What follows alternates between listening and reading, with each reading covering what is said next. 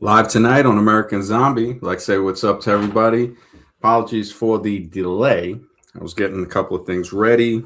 Got the coffee ready to go. This is I named this stream "Is America Falling Apart?" because everywhere, I mean, they're pushing this on the algorithm. I guess everything that's happening with the Minnesota incident, and you know, I mean, just looking at what people say is one part of getting your information, but noticing what they don't say, that sometimes tells you a lot more.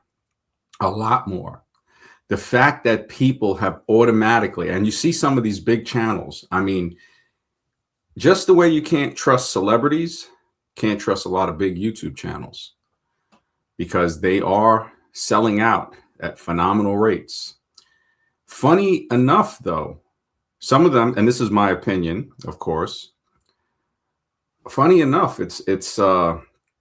there's like the liberal channels that are actually given the accuracy. Before it was like, it's funny the way they play it. Republicans might say a few things that's true, surrounded by a pack of lies, and then Democrats will point out what the Republicans do. They'll say a truth about that, but then they'll surround a pack of lies around that to say Democrats don't do anything wrong, haven't been basically crooks. Everybody in the White House is crooks. I mean, nobody doesn't see it, but you gotta think. You have to wake up. Derek, what's up, bro? Good to see you, man. Yeah, man. It seems to be falling apart. Thank you for answering the question, man. I appreciate that. Is America falling apart? Derek says, "What's up, MD?" He says, "Yes, I think it is, man. Yeah, definitely, man." Deleted. What's up, bro? Good to see you, man. Yeah, and they are also PDF files without a doubt. The country, I think, was built on something like that. Some YouTuber said a while ago that I think it was Coach Trans Adams.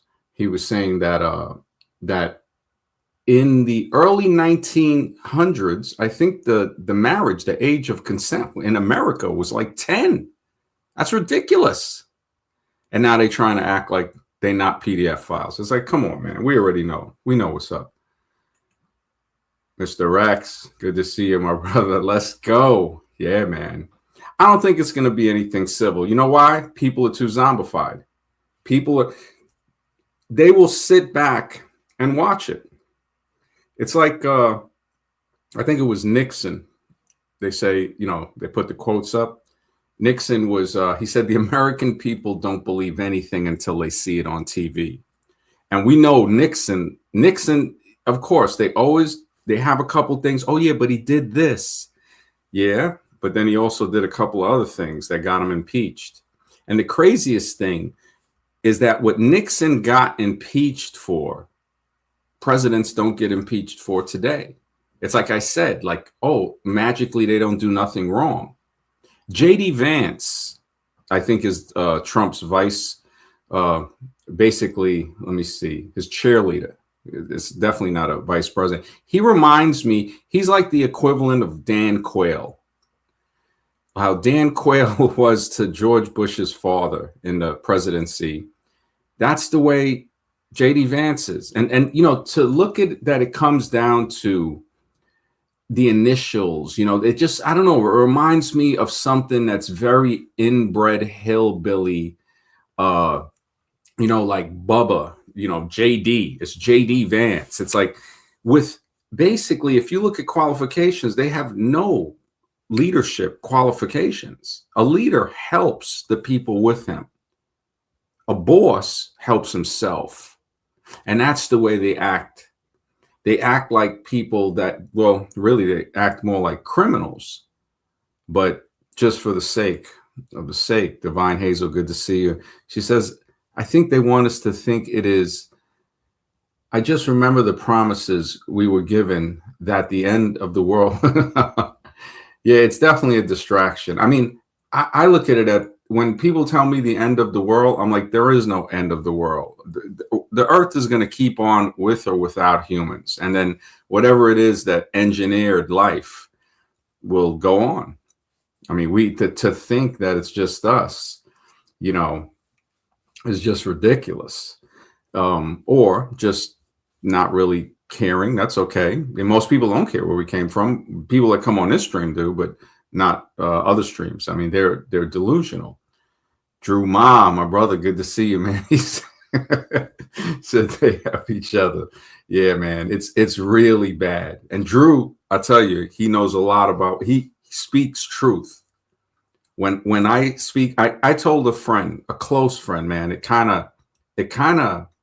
stuck with me a little, because I was like, man, I got to help this guy because I care for him. He's a good friend. I've known him for a few years.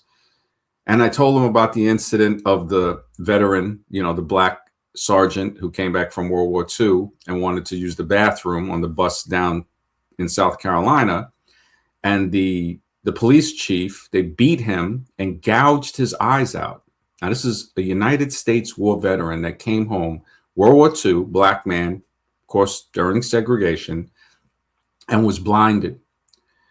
And my friend actually had the nerve, I mean, well, the ignorance to say, well, you know, he could have did something, and, you know, like something, he didn't, that didn't happen to him for nothing. And I tried to explain the context of, you know, bro, this is like, you know, this is after World War II. This is, you know, then I realized his head was so far up and deep into his culo that he was never going to hear any logic or reason. And it's sad because I care about him. And I told him, I said, look, I'm going to mention on the show tonight. How, I said, what? I said, you're telling me that something could justify a police chief gouging out the eyes of a veteran that comes home, just coming, not even considering, because they don't look at, well, even today, they don't look at people that are different as even human.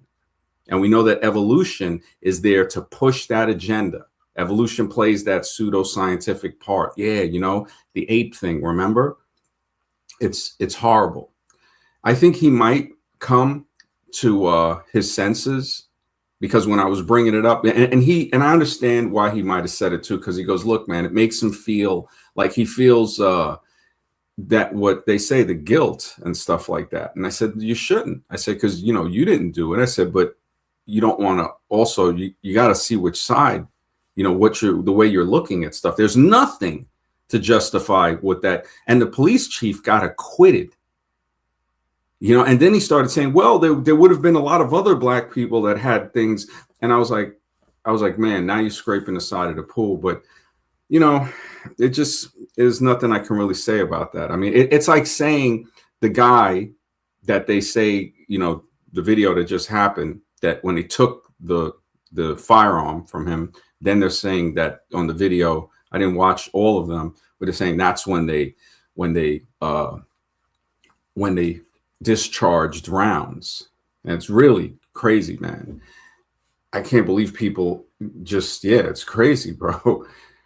Jailhouse Maxer, brother, thank you for the support, bro. Jailhouse Maxer says, JD Vance and Kash Patel have no qualifications. They are useful idiots who are on the elite's payroll. Exactly, bro. Exactly.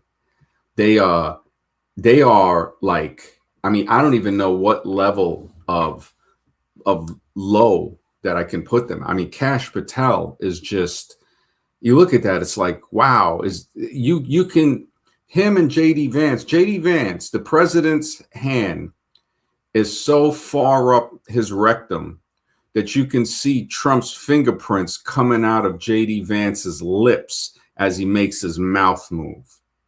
This is how, when I look at all of these puppets and these circus characters that are playing this act on everyone, this is what it seems like. But yeah, they are the useful idiots, man. Useful idiots, like Yuri Bezmenov. Yeah, that was the guy I remember brought that up. The guy that defected from the KGB. Drew says JD Advanced Kash Patel. Yeah, man. And Mr. X, you're so right, man. Bad people come in all colors, man. Trust isn't a color, it's an action. You know, so we can see that the color, that's what they try to keep people on, man. It's always divide and try to conquer. And it seems many instances people have fallen for it. A lot of psyops on JD Fuente, yeah, and Fuente, yeah. It's like, why would, I mean, Fuente, I mean, that guy that's a creepy dude, man. I don't know if it's just, I noticed that he reminds me, if they ever made the movie Sesame Street, he could play that character. He could play that character. He could play that character, Oscar, the one in the can. Yeah, I think it was that one. And when I think about it, is a distraction. Definitely, like Deleter is saying, that him, JD, anyone find it interesting that the far right is starting to support Democrat politicians? Yeah, man. Yeah. It just, yeah. And, even though we say a lot of veterans, right, back then were more than willing to fight with cops, right? Now, again, I guess this is going back to what I said about the veteran that had his eyes gouged out in the time when they were still openly lynching people. And, but the guy you're looking at, this is not an average black man. This guy is a sergeant that's coming back from World War II, a hero, because I don't know if people know that if you look up black soldiers that won World War II, you'll see a lot of stuff that they leave out the history books. I could go into it, I don't know, maybe later in the stream or something, but yeah, it definitely, the fact that they're willing to fight cops, it's like, what could you do? And this is what I tried to bring up. If you're saying somebody could do something, like my friend was saying, well, it's like, what can you say to justify a police chief gouging somebody's eyes out? I mean, that's how could you even think, or that's not thinking, but come up with something like that? Isn't it supposed to be no matter what he does, they arrest him and they take him and he will go for trial, right? But of course, these lies that we're constantly told, we see that people aren't held to them. It's a different law for different people. And that goes beyond color too. Because you see, there's a lot of people that get railroaded of all colors in this country, especially when they're under a certain income level. They don't really have a way to fight it. And when I look at, like, even guys that would do violence and stuff like that, if they're going to go back and do something like that to somebody, then where's the law at? Where is it, man? I was never part of this crazy. Yeah, I'm not with this, man. Just please don't even. I'm not with that, bro. Yeah, and there was, yeah, of course, it was an all, yeah, the police, yeah, the ICE, man. Yeah, the irony is that you have a lot of veterans after a war. It's actually harder. Yeah, well, you see, that's why the veterans, when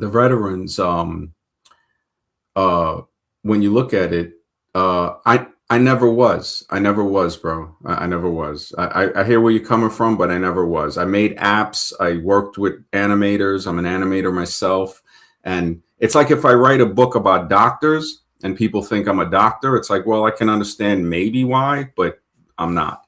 I'm writing a book, and that's what it is. So that's what I think why people might have thought I was associated with something like that. But no, and I clearly, when I look at some of the people that are associated with that, I'm glad I'm not.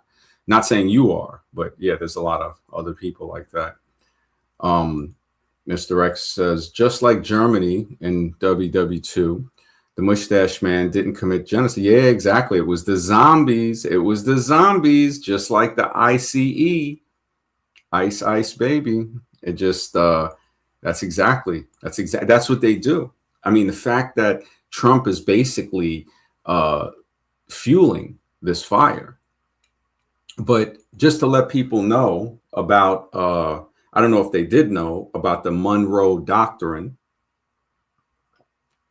President Monroe, who actually, when some black people wanted to go back to Africa. He said, sure. President Monroe, a lot of people don't know this, and the some that do try to twist it. You know, they try to twist it. There's a lot of lies on both sides, black, white, and everything in between. You know, MGTOW God, thank you for the support, brother. I appreciate it, man. Showing support for an OG. Why did you change? Well, the reason it wasn't, again, like I wasn't that, but you know, I was in the field of dating and relationships before that. My original YouTube channel is from 2006. So I've been on YouTube. This year makes 20 years. So that channel was all about knowledge, and I left YouTube for a few years, came back, and then because that's actually how I met Drew Ma Fitness, Mr. X. Oh, yeah, hilarious, Drew. Thank you, Mr. X. I appreciate the support, bro. Always, man. Always. It's yeah, it really is. Yeah, Jailhouse Maxi. Yeah, you definitely. Yeah, and they just say they follow. Yeah, exactly, man. I don't see the reason, and I appreciate you, you know, with the support, and you looking at me like an OG. I look at it like I want it. I saw a lot of division in there. I saw some covert and overt racism, and I didn't see. I saw guys exploiting each other, men exploit, like with the Andrew Tate stuff. Even though I don't think those guys are with Tate, they were probably against them. But the real reason was I was there for the APP. I miss it. Wish you didn't take it down. What was the APP? Oh, for the app. Okay, yeah. You know, and you know who credited why I had to take it down was because of Pigwood. He contacted Google, and I think A. Patterson we talked about that. It was like really messed up. I mean, these guys try to attack anything, and that wasn't the killer. That wasn't my app totally. You know, it was. You know, we had put it up. I worked on all of the structuring, and then I worked with a coder, really cool guy, and we built it in like had to be like 3 or 4 months. But I kept adding things, so it went on, and then. Yeah, man, I had to take it down because of Pigwood, man. Google actually, oh no, Apple. Apple was first because Apple was giving me, I guess they must have like reported certain things. I remember when you were exposing dating coaches left and right. Yeah, man. Yeah, it was a battle, man. It was a battle. I agree. The moment it started getting invaded. Well, yeah, I mean, I totally made that mistake by letting on Carolina, and it showed two things. It showed that I had no hatred for anybody of any gender, and how that when I extended my kindness, she stabbed me and other guys in the back that was nice to her. She started doxing guys.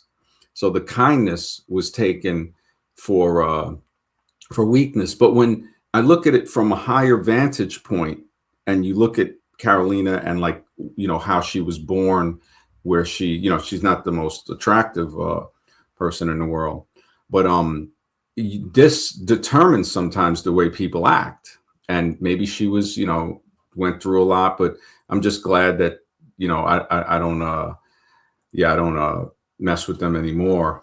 Yeah, it just she's just that. I remember her nickname, I think, was the Manatee or something like that. It was some some good times, I have to admit. There was some good times there. You know, a lot has happened. The fact that they started doing things like get the app takedown, videos, stuff like that. And eventually it was just like that. I could still, you know, it's like I could have still did it. What really stopped it was the people that I helped that was stabbing me in the back. So if anything in the front, I don't have a problem. Like you saw, I was just crushing. I was going straight Sauron. I was Sauron in people. And then by letting people come close, they start to betray. We saw it on this stream just recently. And it was, you know, Jose is more on the dating thing. He's definitely not on the knowledge thing. We already saw. And what did he do? He ended up coming on here, you know, talking out the wrong side of his mouth. And I didn't wasn't mean. I just cut him loose. He stabbed me in the back. Some people take the knife out and they try to stab the other person back. I say, no, I take the knife out and I cut the cord to let him go, release him back into the wild. My brother, amazed. Good to see you, man. Snack Gallery. Yeah, man. She definitely, yeah, the whole, yeah. And I had a very, very bad Koala QB was, and Batman. Both of those, and David Little. The only one who didn't betray me was Jamal. Jamal was cool, and Jamal's still cool. He comes on, but Koala QB, bad. I mean, he's still out there betraying and stuff. 6'4" did the same thing. David Little did come back and change a little bit, and he supported. I think he started to see that I wasn't the bad guy, and he was influenced. And you know, I'm not mad at him. It's like it is what it is. But again, and she did that because she was a plant from the beginning. She was a plant from the prune and his brother Bruno. Yeah, the other one, the closet brother.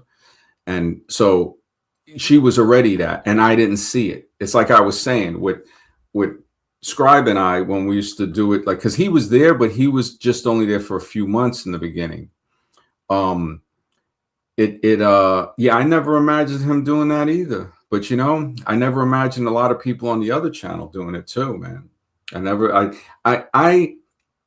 You know, part of me says,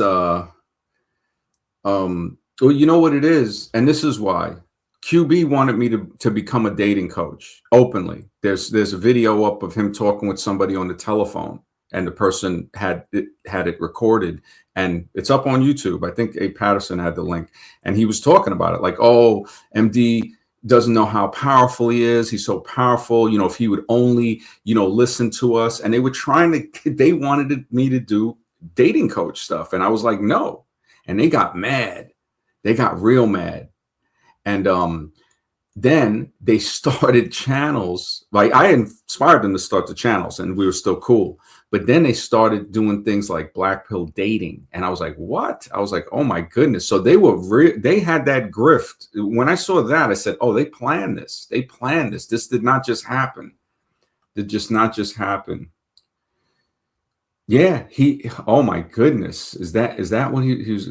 Oh my good. Yeah. You know what? And then that same guy tried to say on a stream that he was mad at CBP for saying that he gave ER vibes.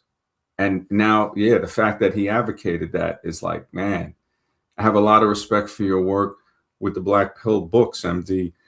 But unfortunately, the dating streams seem to bring out the worst, man, of society. Yeah, man. Thank you, Mr. X. It's so true, man. It brought out, and Scribe was really trying to tell me, like, look, man, because he was like, you need to build a website. He was going to do it for me. And it just didn't work out. And as we got cooler, I realized that Scribe is slick, you know? So it's like the lion and the fox. So I was the lion, just crushing, ripping, tearing. And the lion can go and just take, but he doesn't see the traps. The fox sees the traps. And when the lion and the fox work together, they're almost undefeatable, if that's a word. So Scribe, even though he, you know, with him there, it kind of, I started to see a lot more. And then eventually the real thing, the backstabbing made me want to leave. But I think, what was the final thing? I think when people started supporting Pigwood after he was exposed as a predator with the pictures.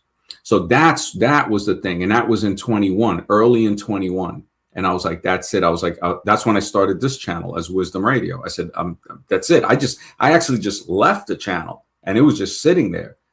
And then Scribe was with me. He goes, yeah. He goes, all right. I go, look, I'm going to do Wisdom Radio. And if you want to go back, you know, fine. But he didn't go back on the other channel. And then what happened? I did Wisdom Radio. This was 21. And then I went through a lot of stuff that year. And I walked away for a little. And then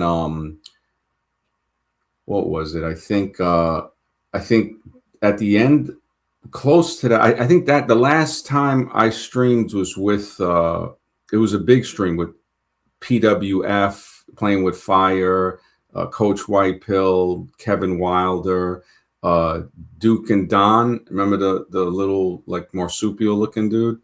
And and Indian PE who was there with Alex. It was a pretty, we always had 10 people on the panel, Yeah, and thank you, Mr. X. Yeah, man, streaming every night is the right move. I know that dating and stuff is going to come up and it's cool. I just, and see, he has he has closet vibes, actually. Yeah, very, very much. Yeah, and you're right, Divine. One door closed, another door opens. And this one is better. This one is better, man. It really is. The book is taking a little longer than usual because the streams at night, like once like 8 o'clock comes, I say, okay, I got to make sure I eat something maybe before then. And then it started getting closer. And I was like, man, I want to take a shower before I do the stream tonight. So that's what kind of got me late, coming on late. And then everybody's got to do stuff during the day. It's just, who was smoking weed? I didn't know. Trying to see. I'm just looking through the chat. Yeah, and they would chill. They would not. Some of them were knowledgeable, and not everybody. It wasn't everybody. MG. It was about, I'd say about 10, 12 people maybe. And then probably a few people that I didn't really know that well, because they were like ganging up, forming, like they were making channels. And honestly, I thought it was hilarious because I said, this is, first it's kind of funny when people get angry, but then when they get like really angry, it gets hilarious to me. To me, it's fun. And I think they didn't realize how mature, because it takes a level of maturity not to let something like that trigger you, just to be like, hey, who cares? It's like, Amazed, brother. Thank you for the support, bro. Always, man. Always, bro. I think about those days, and I did. You gave me a lot of nostalgia, bro. I appreciate that. When you brought it up, when you hopped on, I was like, wow, man. It really does bring back the trolls, the backstabbers, etc. are all part of the story. You're right. Who's that real estate dating coach that used to tap in every blue moon? The real estate dating coach. Who's the real estate? Real estate, man, I can't. It's only been like 5 or 6 years, but yeah, I'm like, man, I don't remember. Yeah, I'm trying. If it comes up, yeah, I'll think about it. Yes, Spicoli, man. Somebody had left a comment, The Darkest Night, on one of the videos. I got to look back. It came up in the thing, but he said that, I guess on another social media, maybe somebody has a Spicoli account, or maybe it's his account. He said that somebody was posting on it. So I don't know. I don't know if he's got any more info on that. And I remember the conversation you had with CBP. You guys talked about how Hammer Queen cheated, with the 19-year-old, and man, that was crazy, man. That's when we started realizing that a lot of these guys, he used to go to these BDSM type things, and other people was they were, it was messed up, man. Yeah, it was messed up. Like that's when I started being like, yo, this rabbit hole goes deep. It's a place where I don't need to, I didn't see any once they started trying to troll me more than they did the Predator, that's when I was like, yeah, there's no help. You can't help these. Yeah, you just can't. It just, because that's the line. It's like, oh, so you can't acknowledge that? I mean, that's Horseface Mindset. Horseface Mindset still does his he still does videos. Yeah, he's still got the channel, man. Yeah, he's still MAGA Mike, good to see you, man. He said America is falling apart due to brainwashed Democrats. Yo, Mike, man. Oh my goodness, bro. So you're telling me there's no brainwashed Republicans, bro? It's like, holy smoke. And I don't know what to say, man. I think it's not falling apart. It's not, it's, I man, Mike, politics, man, politics, the word itself is the art of deception, man. If you look up the etymology of it. Now, I'm not saying anything bad about, I know you like Trump and stuff, but just look in deeper, a little bit deeper, man. I think he was a bodybuilder too. He had a comedy. He would often get roasted on it. He claimed to be a millionaire, and this was okay. So yeah, so that's who it is. All right, yeah, because he did. Yeah. I forgot he did real. I didn't know if he did real estate. Yeah, that's the one. So it's Bulldog Mindset. Yeah, it's Bulldog Mind. That was the guy. At this point, just learn to benefit from the current political. Yeah, man. Yeah, definitely. Yeah, he wasn't a bodybuilder. What it was he used to take TRT. Well, yeah, you could say he was, because he took the TRT and stuff to and I think there's some other stuff they take to burn the fat off, because he was like overweight, and of course he didn't want to eat healthy and do it right. He figured he'd, do it the other way. And yeah.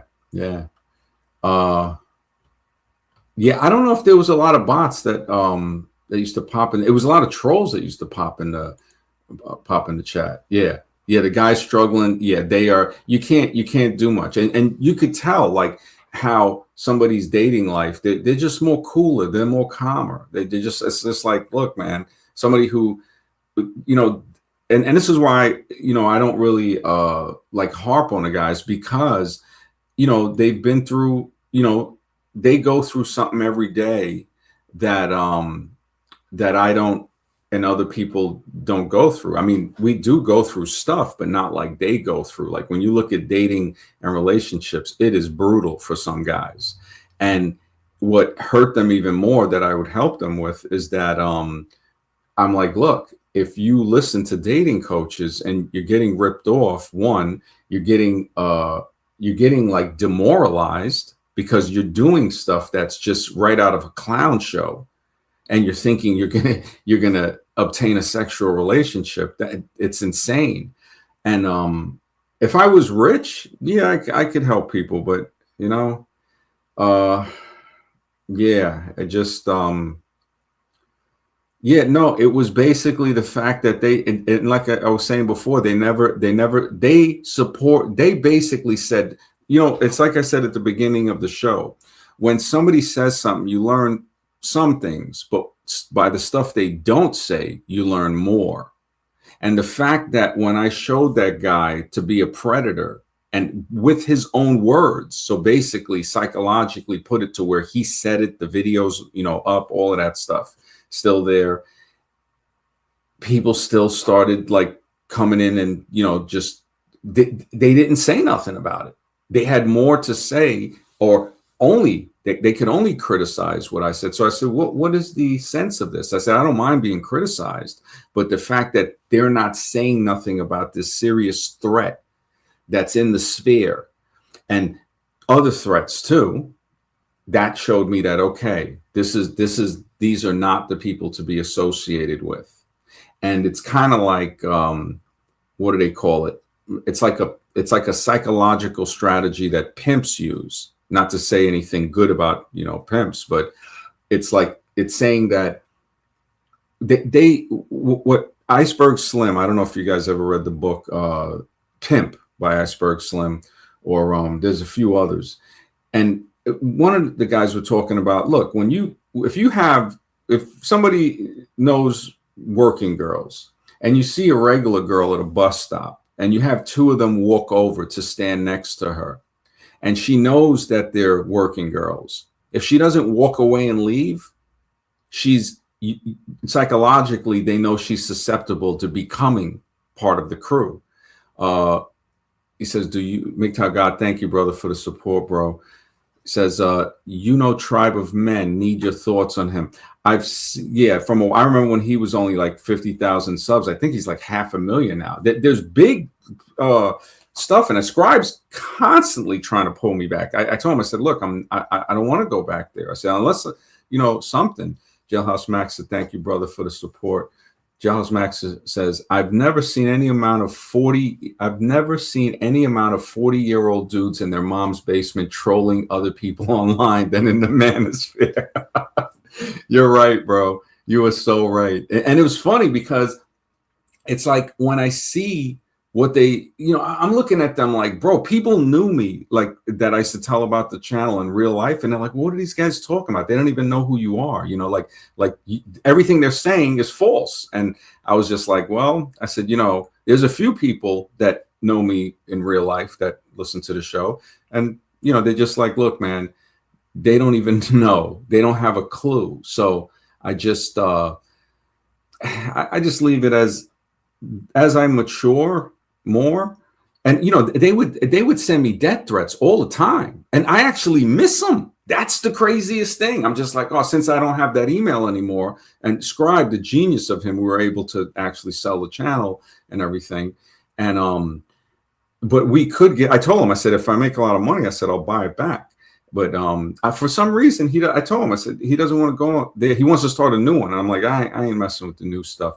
But Tribe of Men, I think he's playing on the race card a little, man. I mean, and maybe not even a little, bro.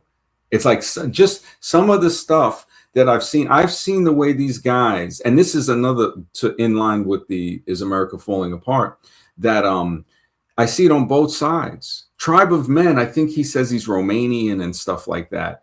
And he's constantly, he's playing that race card like a guitar. And then I looked at another channel that they were talking about, racism, and he was talking about it from a black perspective, but he wasn't, he was preaching more hate instead of, look, this is the situation.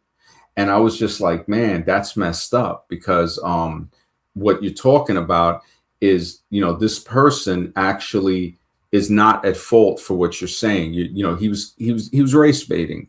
So I think Tribe of Men race baits too, but on the opposite stream. I haven't watched anything recent from him. I remember when he used to be on with a chick. She was like looked like she was like Asian or Latin or something, and then he got, I don't know if he thought it was smarter to keep, because I said, yeah, if he really wants to get big, he can't have her on there. He's got to play a role. And that's what I didn't want to do. Instead of being fake, I'd rather be real and do this channel, because I'm not going to sit there and pretend. They already know that somebody come on, it's like it's on. And back then, YouTube, the rules were cooler. So I was just, yeah, it was fun. It was fun, man. It's just Crush City.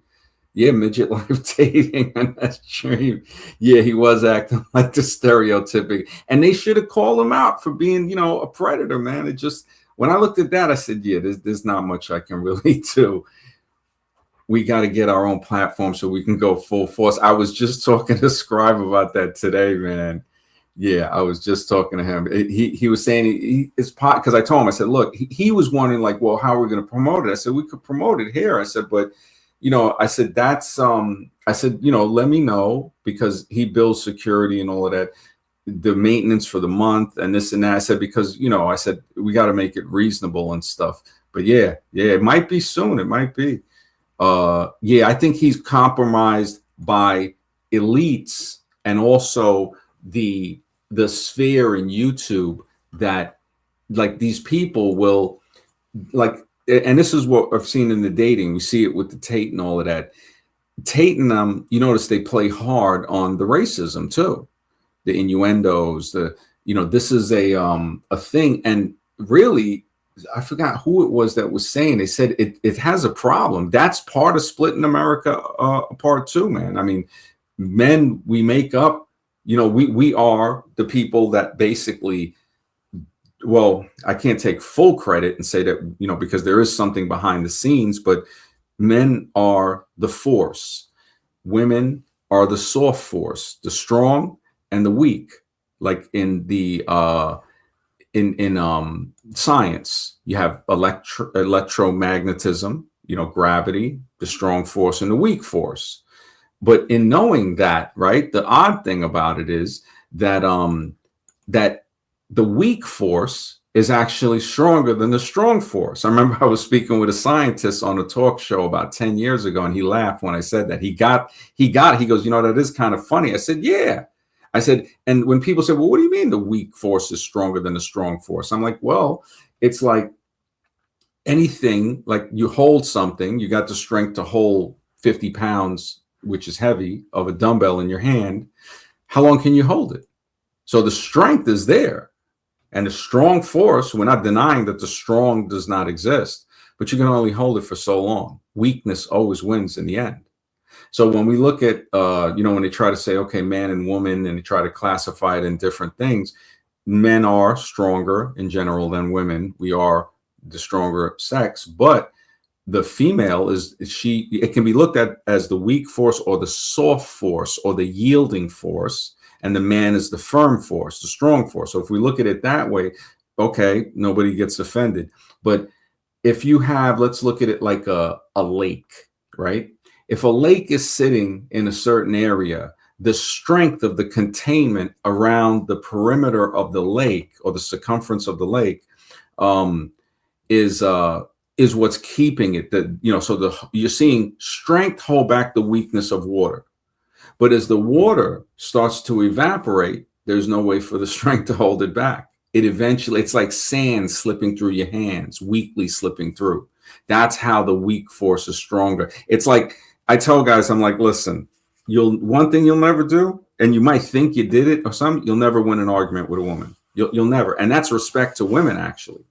I've always said it. They're psychologically ahead of men on an even playing field. So that means a woman who's 20 or even 25 can easily outmaneuver mentally a man who's 50, 55. We see it happening. And that seems like a stretch. Like, wait a minute, you 25 years? I said, look, if a woman's 20 and a guy's 30 and they get married, by the time she's 30 and he's 40, he's got the invisible noose or leash around his neck.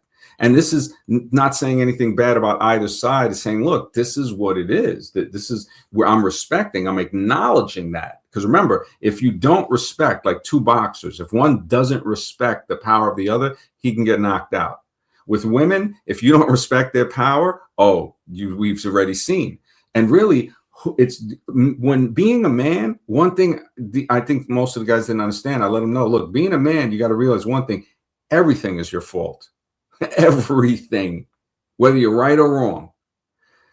Big Cow God, brother, thank you for the support. He says, is Undead Chronic good? He dislikes Fuentes. Honestly, I think he's, because I was going to go in on him at one time. Actually, John, what's his name? JAL, the lifestyle guy, I think he got deleted. He sent me, when I had the other email, Undead Chronic's information. He wanted me to dox him. And he was saying, people were saying he had a lot of followers and he was afraid of the followers of Undead Chronic and the whole MTOW crew. And he tried to put it, he sent me an email and I'm like, my apologies for the curse. I know we don't curse on here, but I was like, I'm not doxing anybody. Like, I was like, what are you, crazy? And he just, Undead Chronic. And I don't know if he knows that I actually, defended him on that, but I know he said a few things about me, but hey, I'm mature enough to say whatever he says is what he says. I don't have a problem with him. I know he's like, a cheerleader for Hammer Queen. Jailhouse Max, brother, thank you for the support, bro. Arnold Schwartz is getting weaker and weaker. Who? I'm trying to think. Let me look. Who is Arnold Schwartz? Arnold Schwartz, not the best typer. He's an MD. Is it a doctor? That's Mr. Olympia this year. Let me see. I stopped watching that a while ago. I remember that guy died like recently. A Mr. Olympia a few years ago. Let me see. Mr. Olympia. Arnold Schwartz. Oh, Schwarzenegger. Okay, I was looking up Schwartz. I get it now, man. I'm a little I'm a little tired, man. Yeah, it just yeah. I hear what you're saying. I hear what you're saying. Um, uh, yeah, he's kind of fading away, man. You were seeing the effect. It's like because Jack LaLanne and these other guys that do it naturally usually keep, some of their stuff into their elder age.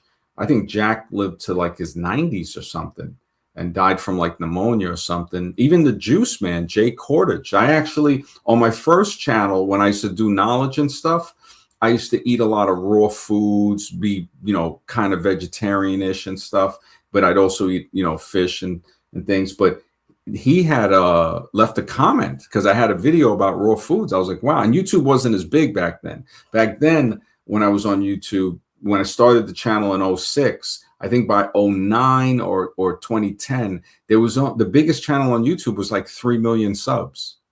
It was it's an Asian dude, Niga Higa, I think was his name. I think he's still on YouTube. I think he's got like 20 million now, maybe.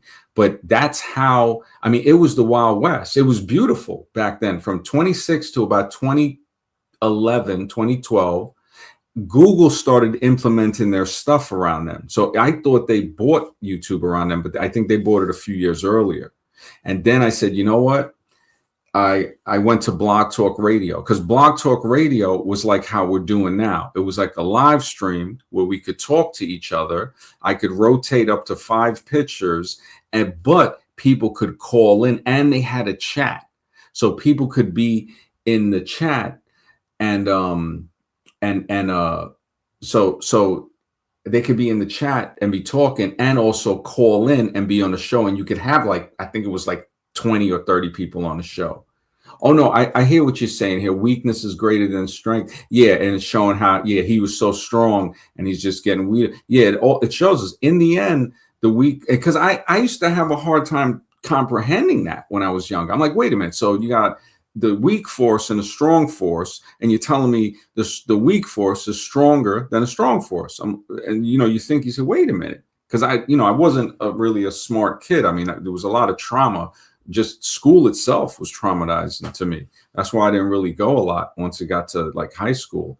I mean, I used to love to cut school. I mean, I used to love the solitude, and yeah. So I'm just trying to switch back and forth to these different windows. Yeah, weakness. So when you look at that and you start to say, we see it. We see how everything dissipates. I think I think they call it entropy in science. It's like, everything dust in the wind, like that song by Kansas, man. All we are is dust in the wind. And, but in that dust in the wind, the thing is that we know that, there's another thing, the consciousness, the spiritual, somebody might call it, the non-corporeal part of us. So it's like we're not just a physical being. So that brings in a lot more into the equation.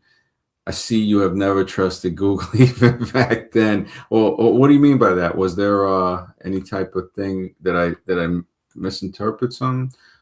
Most women have said, well, I wouldn't say that about all. I mean, and then this is the thing. I'm not saying that I would call it immature, that, there's an immaturity epidemic. Like I did a stream about that on both sides. Because when we look at it, we start to be like, man, these guys, I mean, I would have went a lot farther in the field with helping men and stuff if other channels would have supported or would have helped me. They didn't want to let me in. They actually held me at bay, even though I had an app made and everything and was making animated videos.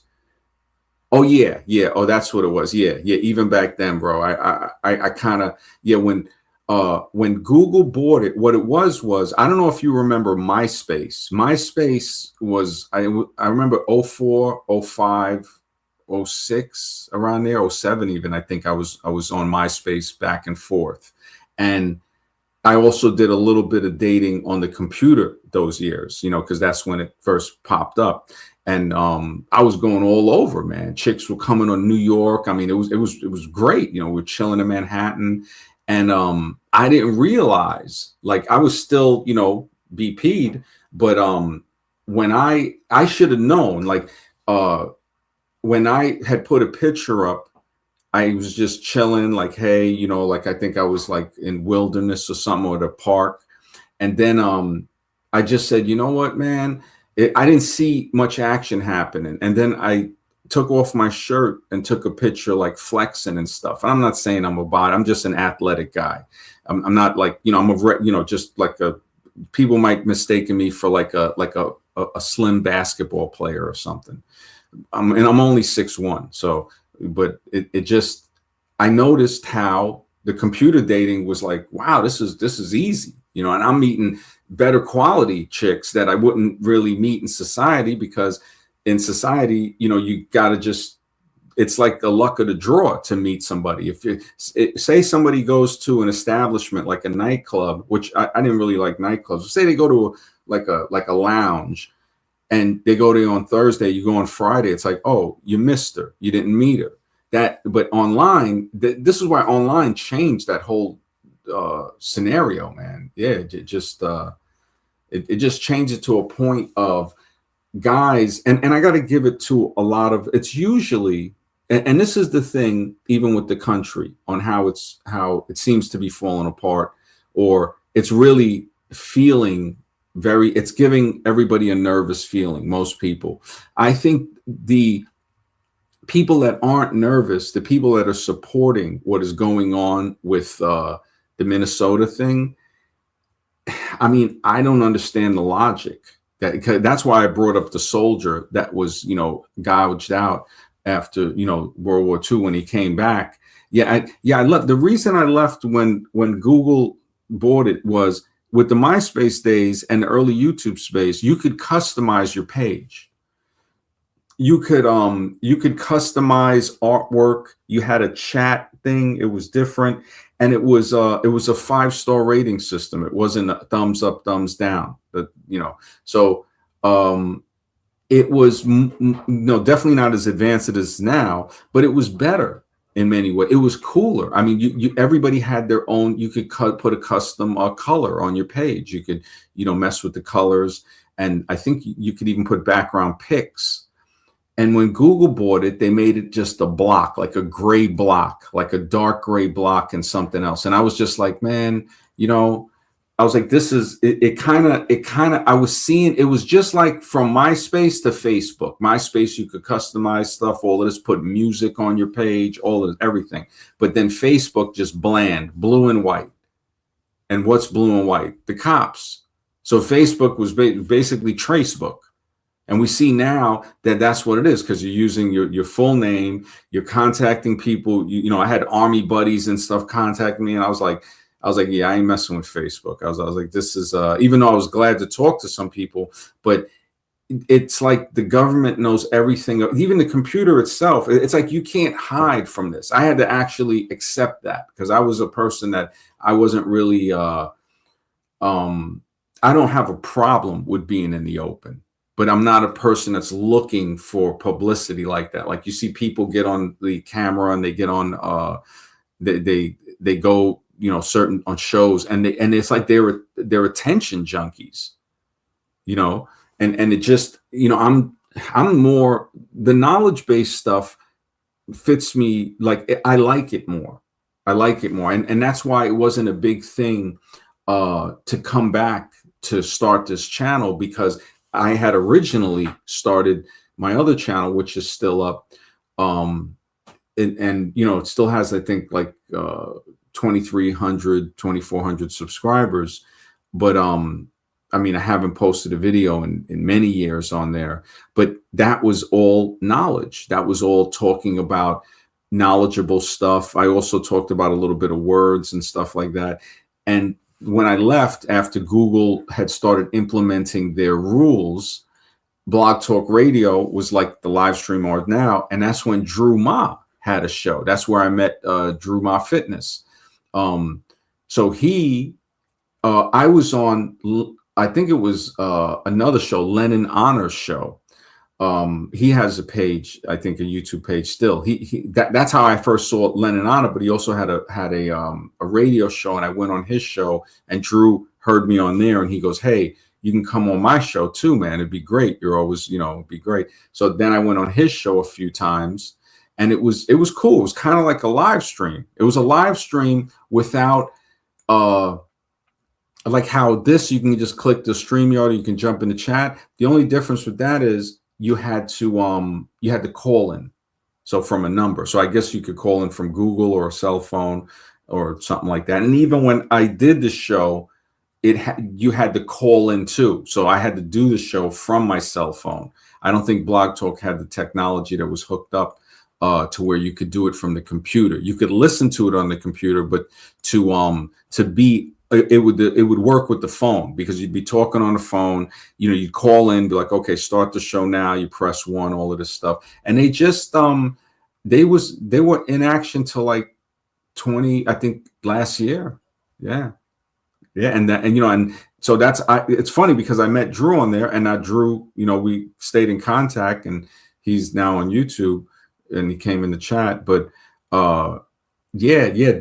YouTube, coming back to YouTube was like something I knew that I was going to eventually do, because I would watch videos here and there, but definitely not like now. I mean, now it's like YouTube is basically television. It's beat out television. It's beat out Netflix. YouTube is the new television. So you're going to have people that they're going to set up as the voices of this so-called free media thing, which is not free.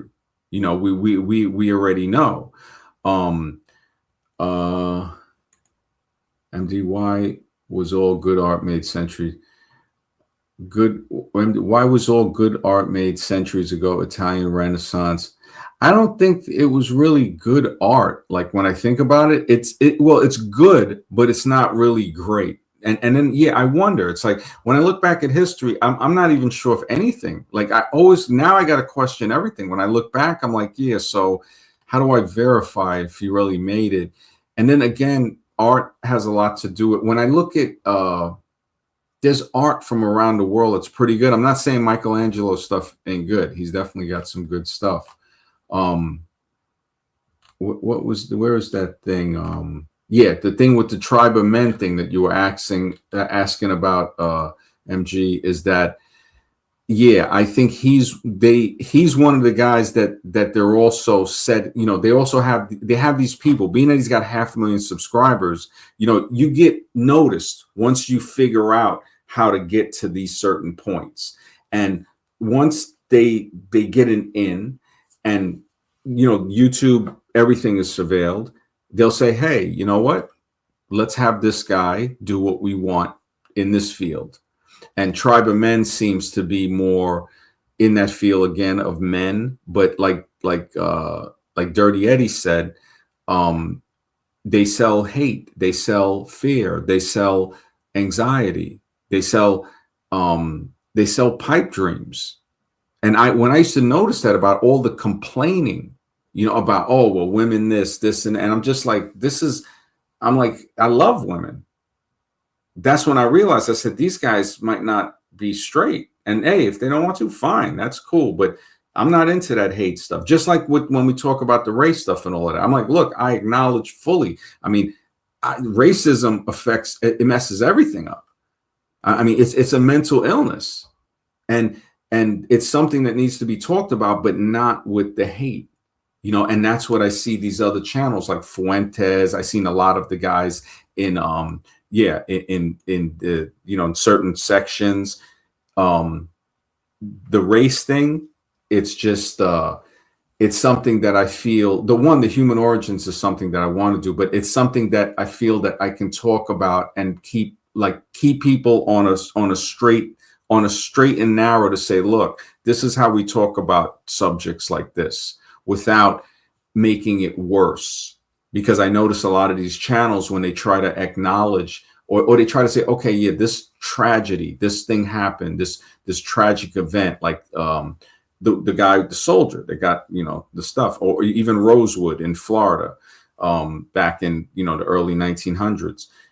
The thing is to notice that there's other people that helped that they don't mention. Like in Rosewood, you know, the guy that owned a store that helped the people when a crazy mob, the racist mob, is coming to kill black people, but this is a white guy that owns the business, the only guy I think that owned it in that town, and he helped. And there's people alive today that were children that can attest to that, and they say Mr. Wright helped us.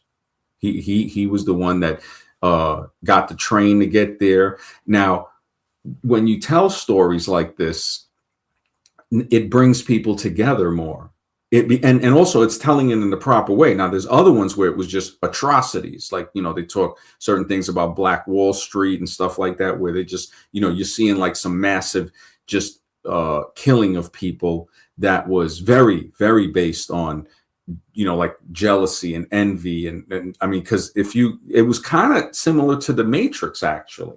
If somebody looks at the Animatrix, Black Wall Street, the destruction of that is kind of like when they dropped the bomb on the city of One in the Animatrix.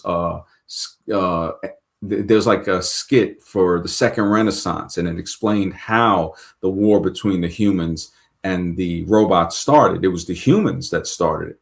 Because the robots, the humans were like, look, and it's funny how we're in an AI society now. The humans were like, look, they didn't like want them in society anymore. They wanted the technology. We still want our machines, but we didn't want the androids beyond a fully sentient function. Because and it was amazing because it's funny if people can watch Azroon. What's up, man? Good to see you, bro. Always a pleasure, man. I think that if you check the Animatrix, that's something too, because I know Jamal is really, really likes the Matrix movie, and that's a part when I look at it and I say, wow, it's like it's as if they were trying to tell us something. Yeah, it really had me. Yeah, Mr. Rex, what's up, man? Good to see you. Yeah, I just thought I'd pop on for a little bit. You know, I'm at work, so but you're doing a great job, MD. But I love the knowledge you're spinning, and I think this is going to have a lot more success. I really believe that. I know you look back, and those were good times. I agree with you, and your work was great. But the problem is just the type of people it was attracting was kind of the lowest of the low, and I think you see that in retrospect. You know what I mean? You had a few cool people, but a lot of people, like you say, these were just angry men that were just coming on. You know. Mm-hmm. And I think this is the way to go. This knowledge stream is definitely the future. You made the right choice. Thanks, man. Thanks. I definitely appreciate that. I think once I start getting into the human origins, I'm glad that like it's going to be a touchy thing because it's following the evidence. As Varun, brother, thank you for the support, man. I appreciate it, bro. If you want to hop on, you know, we got the link pinned. Anybody, as Varun, any of you guys. But with the race thing, I've noticed since I've been looking at little bits of different channels that are commenting just on like events and stuff and seeing how they approach it. And then, of course, the blatant stuff with Trump and all of this stuff. I started to see that this thing needs to be approached from a very not delicate, but in a way that's explanative to say, no, this is how you say this. You don't say this in this way. You say it this way. And the reason being is this. So always give the explanation. It's like asking a kid to do something and they say, why? And you're like, no, you know, like you just got to do it. Or like when the parent tells the kid to clean the room and the kid's like, oh man, you know, but teaching the kid and saying, okay, look, I'm going to show you the difference on why it's better to have a clean room than a room that's kind of messy, and why doing these things when you rise, it creates a discipline. That I think in the military, they were doing the thing where we always had to make our bed first because it makes you feel that you accomplished something, or you did accomplish something. And you have to do other things, you know, you got to clean everything every day, you know, get up, you make your bed, you know, you do your stuff, bathroom, and then you got to clean everything. So you got to wipe everything down and everything. And not saying that you got to do that at home. And I was considering that when I got out. and I got lazy, and I was just, you know, I did the normal house cleaning, regular stuff, but not the everyday thing. You wake up, make sure your bed is tight. I didn't make, I just, you know, straighten the street out and sheet, and that's it. But I see where that discipline has an effect on other parts in the life. And that is something that yeah, it's hard like that, like with to approach it like that with the race question and with the well, all first of all, it's to get the terminology and say, okay, we see that it's going to take, I don't know how long, different people, different results, to train the mind to understand that race is a social construct. That yes, people are different. They're dramatically different. When you look at some people from across the spectrum of humanity, you see people in shades that just it's amazing. And you know, you like, holy smokes, hair texture, skin color, and eye color. I mean, we see, and then height and width and other things like that. So these things are phenotypes, and phenotypes, types, the suffix of the word, it it takes the edge off. It's not an edgy word. It's like, oh, we got these different types. Races, it's an edgy word, and it's a word. I remember one teacher was telling me. I saw him many years after high school. Mr. W, we used to call him, and he was telling me, he goes, yeah, you know, race, and he taught science. He goes, and he was religious, and he goes, you know, he goes, I think he said the only time I seen race in the Bible is twice, and it was talking about a running race.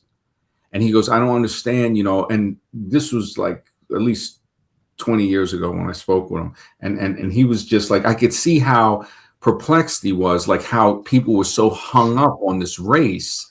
But if we look at it as phenotype, which is what it actually is, it takes that edge off to say, oh, okay, yeah, this person is dramatically different. But now I see that this person who they would call black is clearly different from this person that they would call black. They would categorize them together when they're distinctly dramatically different. The same thing with a person they might call white and another person they might call white. Like an Italian and an Irishman are totally different.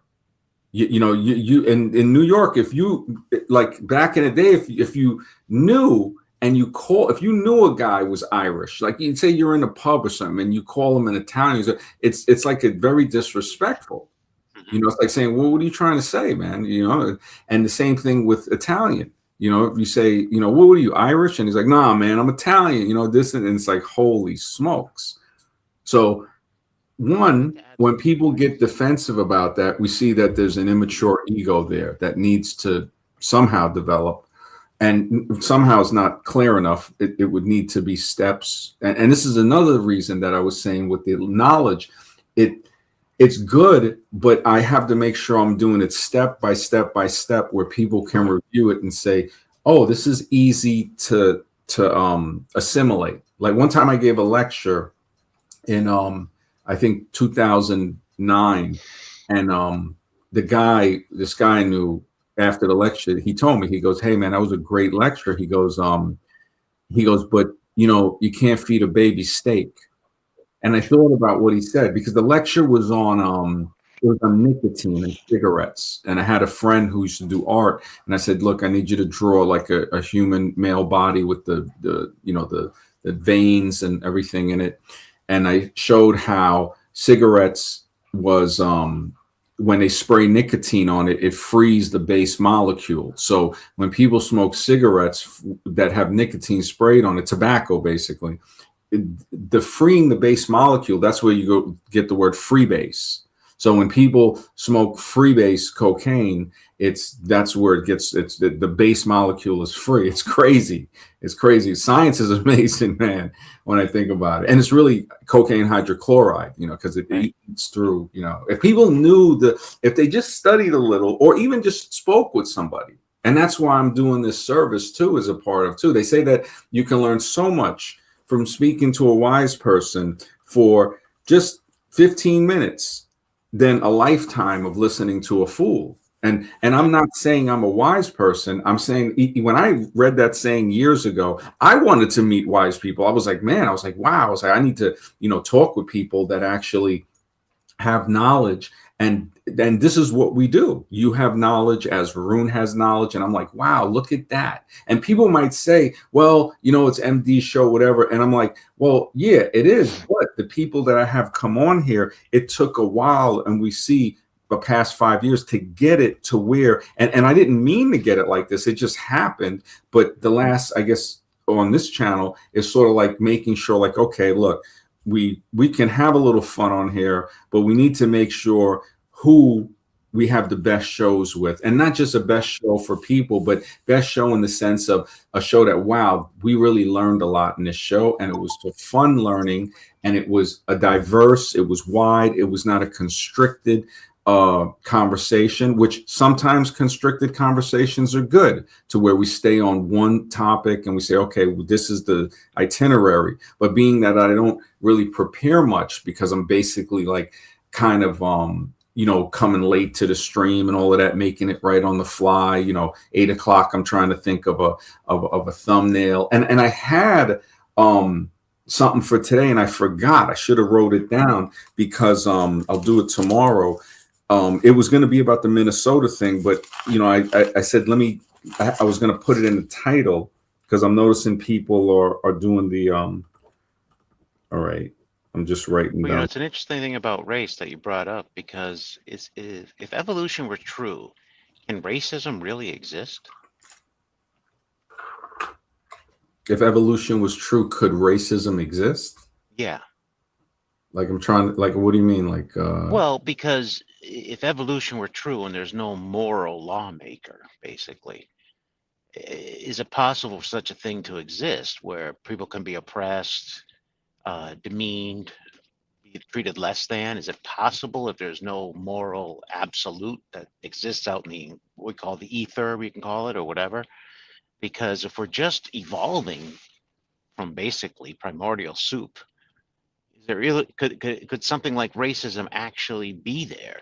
Where, because in order to have oppression, and there has to be some intrinsic value in the human being that is beyond the physical. There has to be, because otherwise, treating a person as a slave or treating him as a king would really be no different. We wouldn't look at it any differently, wouldn't feel any different about it. It has to be something more metaphysical to feel injustice. You know what I'm saying? yeah, totally, man. Can't be just the Totally. It's physical. yeah, Can't you're be. right. Yeah, that's why the evolutionist, he'll claim that we evolved morally, and that's why we have, the Civil Rights Bill was passed and we're a better society. I disagree with that. I don't think we did evolve morally better. I think we're the same type of people morally. Not, I mean, I'm just saying as a whole, as they were 100 years ago. What I mean by that is, I think these laws and everything that got pushed happened because racism isn't, uh, it's not part of the moral law of the creator. And what I mean by that is it doesn't work. If you try to go against that, you go against reality. And I think we can see that, because I guarantee you, everybody from every race, they probably haven't gotten along very well with people of their own race. They've had bad experiences with people who just look just like them. That's why that's a moral law that's out there, because it's real life. Um, if you prescribe to a racist ideology, you're going to have bad experiences eventually with somebody who looks just like you. It's going to happen. And so that's why it doesn't work. So I don't think it was that people became better. It's just it goes against the moral law of the creator. That's why it doesn't work in the long run. That's why I see it leads to self-destruction eventually, because you're not judging good character based on, if you judge it based on a skin color, you're doomed for failure. It's going to happen.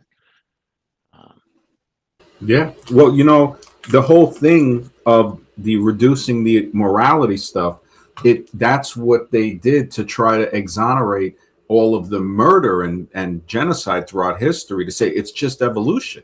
yeah. You see, they try to dismiss it as, oh, we got to learn to tolerate that. It's a real ingenious, insidious type of plan. and Oh, I it's agree. in action. It certainly worked in Germany in World War II, no question about that.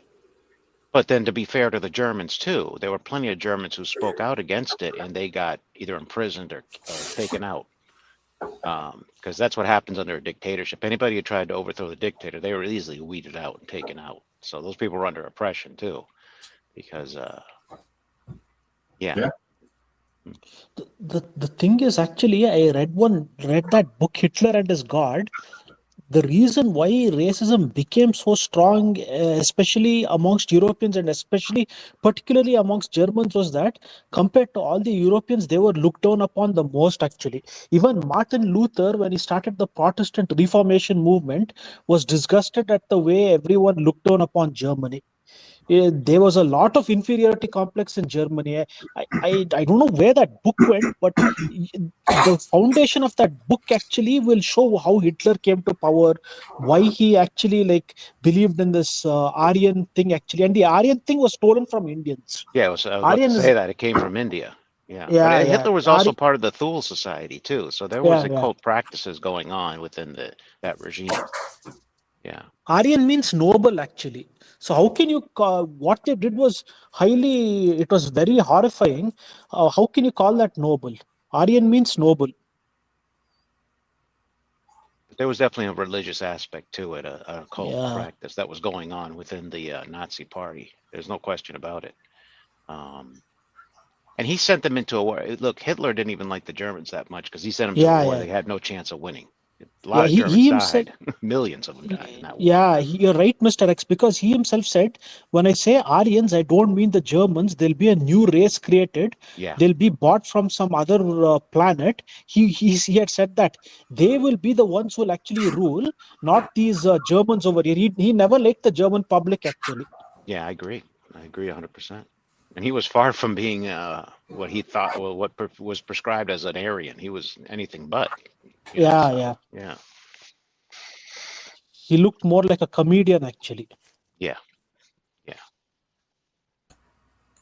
Yeah, that when I think about and tonight I was the reason I put Is America Falling Apart. I was gonna put Alexis, we were gonna, he was asking about the stream about the Civil War, and I figured we could talk about it with this, because the thumbnail with the country breaking Hmm. apart, but maybe we can do one, I don't know if he's listening tonight, but yeah, I was remembering that I was supposed to I don't think it's falling apart. I think it's coming global. I think the borders are going to be knocked down pretty soon.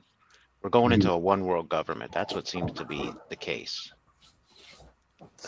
But eventually, however powerful a country is, it will fall apart. No one can last forever, right? So everyone will have their day of reckoning. That's all. And eventually, the human race will eat itself up. That's what I feel actually. Like this is not the first time this has happened.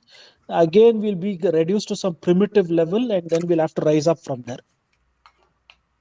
I mean, I think for some reason, I think it just goes way, way deeper. I think that is, one possibility. But like thinking about existence and really, really thinking about it and saying, man, let's just say if I was sitting in a Matrix chair, going through this as a program, like in the Matrix, and then how he wakes up from the chair, he actually is in another simulation Yeah. where he wakes up from that. And then now that simulation goes on infinitely. And that's just one possibility. So as we're thinking and we're saying, wow, that's saying the mind, the universe isn't as weird as we can imagine. It's weirder. So it's saying that everything that we can figure out is possible, is real. But then there's stuff that we can't even concept.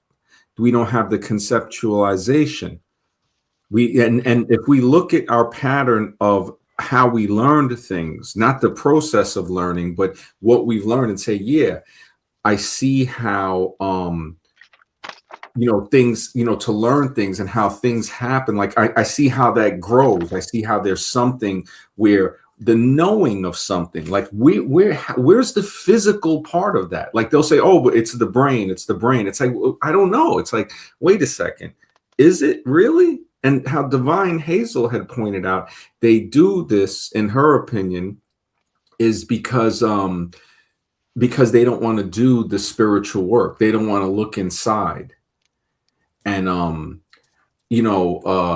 it's like, I can understand that, a person being lazy or something like that, because sometimes, just like with the mushroom and stuff, the magic mushrooms, when I said that, one guy in Holland, I remember he told me, he goes, he had a bad trip. He was a native Dutch guy, and he said, yeah, man, he had a bad trip, real bad. But then I said, it doesn't just make you look inside. In a way, it forces you to look inside, just the way other substances do. But of course, the mushroom is natural, and that's not saying much, because there's other natural substances that are psychedelic, well, not even psychedelic. They're classified as deliriants, and they can also be dangerous and end people. So, not to say because it's natural, but when you look at other mind, I guess altering, it would be called, it lets a person see into different, I guess, parts of reality, like that. I think he's a psychologist, Gabor Mate. I think he's like in his early 80s now, and he made a good point when he spoke with people that were addicted to heroin,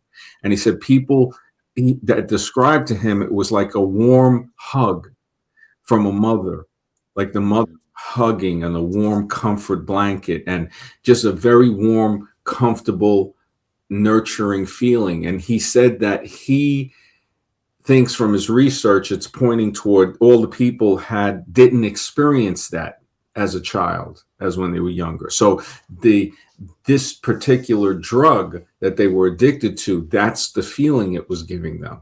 And I also looked into, there was a thing about where they grow, because a lot of people are saying that the US controls that, in their opinion. And who knows, they probably do. We see the pictures and stuff, or there's some type, at the least, it seems that there's some type of involvement, so. Well, they definitely use in the pharmaceutical industry, so they're not going to, that's why in Afghanistan, they weren't destroying those fields. Yeah. It is used in pharmaceuticals. I know Oxycontin has poppy seeds in it. Yes. Yeah. They say that there's birds over there that farmers have to try to stop from eating, grabbing the poppy seeds, which they turn into the opium to refine into the heroin and the morphine. Mm-hmm. They get addicted to the opium plants, the poppy plants. Sure. And they say that these birds, I mean, just seeing, like, this is like how we know that they do tests on animals and stuff like that. So I'm saying it just to say that, okay, is this really safe for people to be using in certain, I can understand as a pain reliever, one of the best in the world, according to modern medicine. But the danger of it, I mean, how could something this dangerous, that this, has to be handled very carefully. But then we look at the opium wars, the opium wars from when Britain was bringing opium to China. Right? Yeah. So we look at that, and basically we're saying, okay, why? And it was to control again. I mean, the fact that, and that's some crazy stuff that people don't, I don't even, I don't know what really made me thought of it, but you start to say, holy smokes, they went to war to sell dope in someone else's country. Yeah.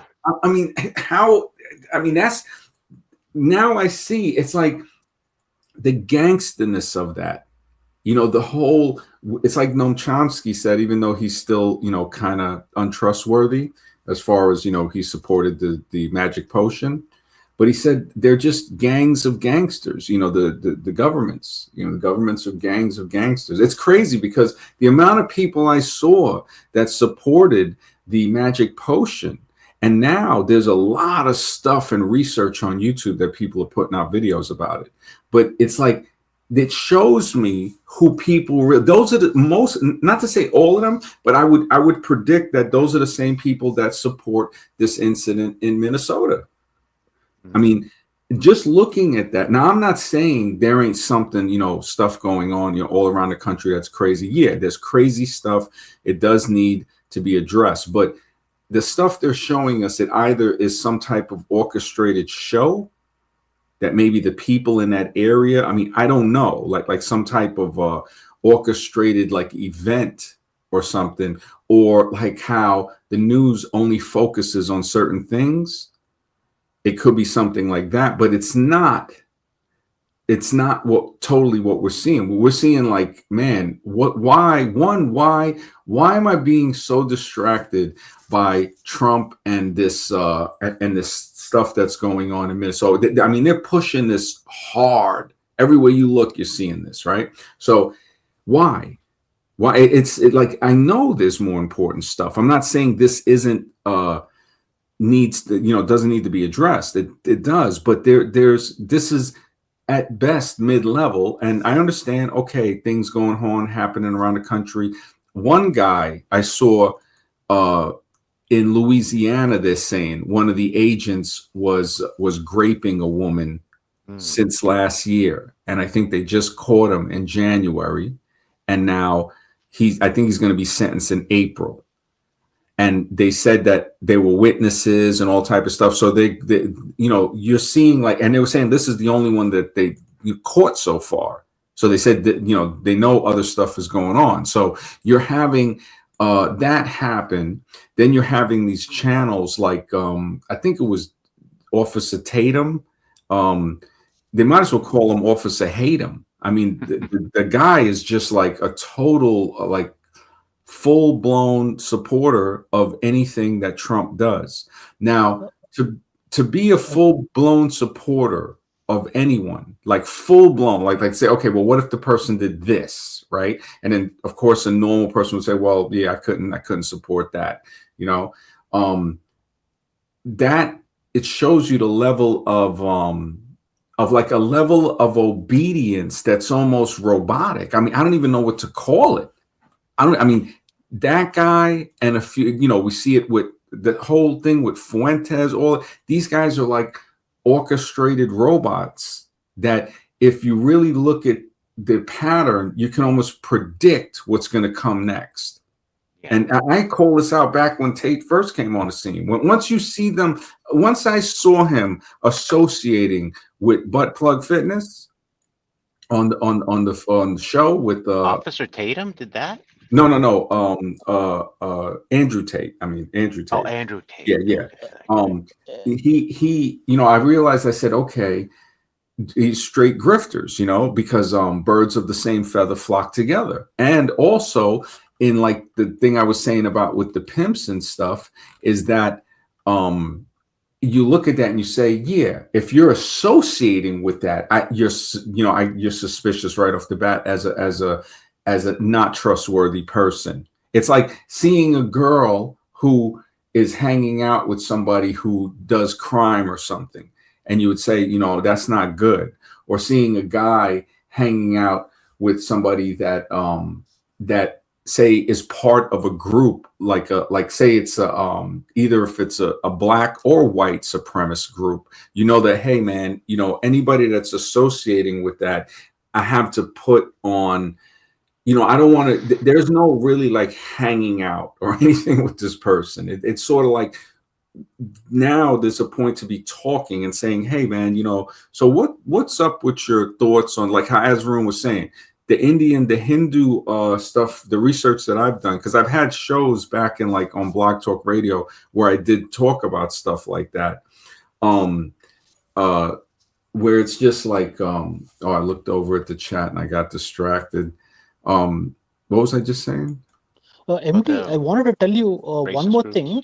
Wait, hold on a second. What was it, Mr. X? You said talking about the white supremacist groups. Oh yeah. No, and this was for for Azrun. Amazed brother, thank you for the support, bro.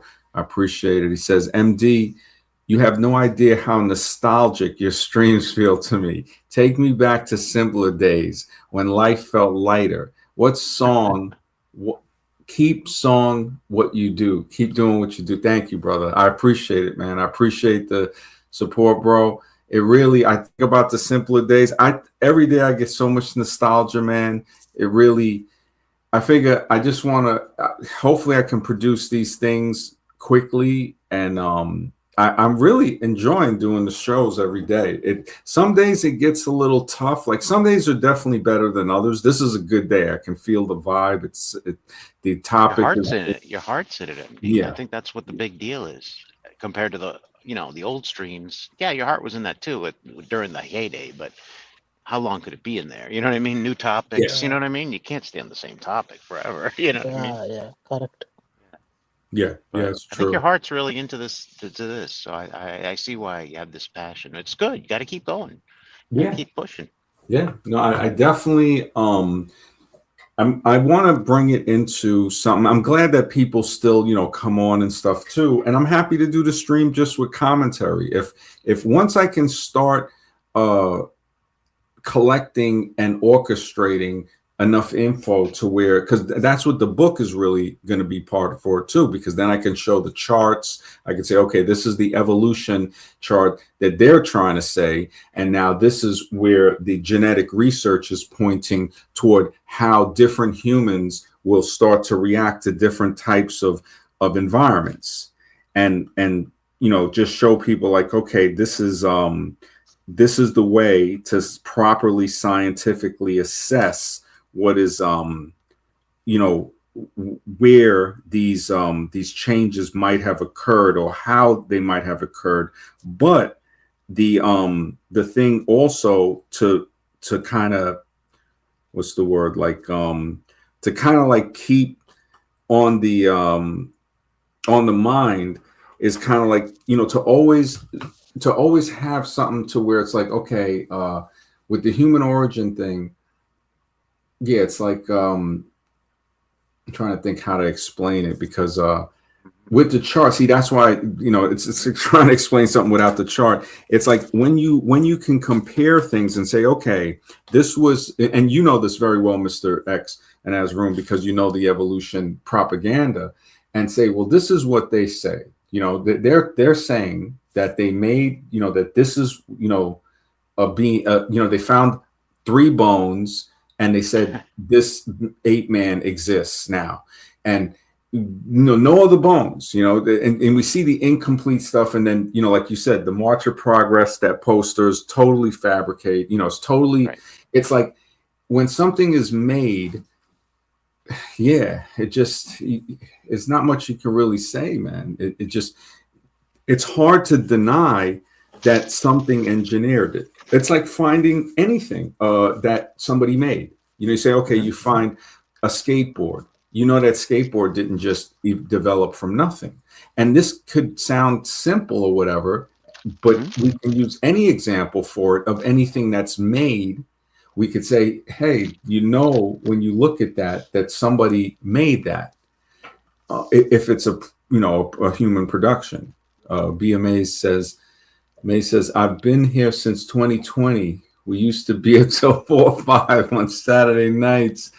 Yeah, man. Loved. Yeah. Thanks, bro. It was great, man. It really was, man. It definitely. I mean, as I start doing more and more, I might have some late night ones, like maybe on the weekend, a Friday, a Saturday, a day where I'm okay till the next day. But I do want to have it to where I can release a medium-sized video, 3, 5, maybe even 10 minutes, and then take clips off of that to produce shorts. So the Yes. channel will have a video and then a short every day, and then a video. So maybe 3 videos a week, a short every day, a stream every night.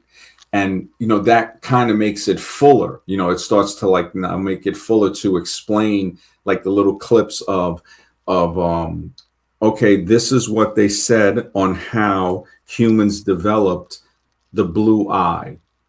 And now, and people will repeat this now, but there's stuff disputing it as well, like saying like, okay, well, now look at this stuff, but they're not acknowledging this. And again, when you really look at the science on how they determine that it's a blue-eyed thing, it's like, wait a minute, it's a bone.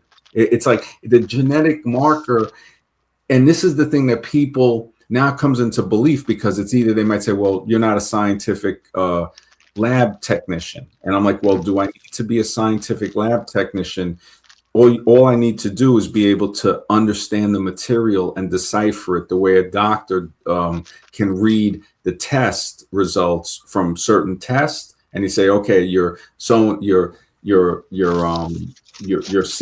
level or something, or your your blood sugar level, and he'll know because he's been trained in that. So it's like kind of like that. Like, Azrun, you had something? Yeah, MD, like every time I try to read about genetics, why do they always bring in evolution and the changes that the changes in the environment that took place that forced the body to evolve? That's also actually you can debunk that. But every time I'm trying to study genetics, they bring in the topic of evolution. But Charles Darwin was wrong about his theory on pangenesis. Then who's that? Westman actually he.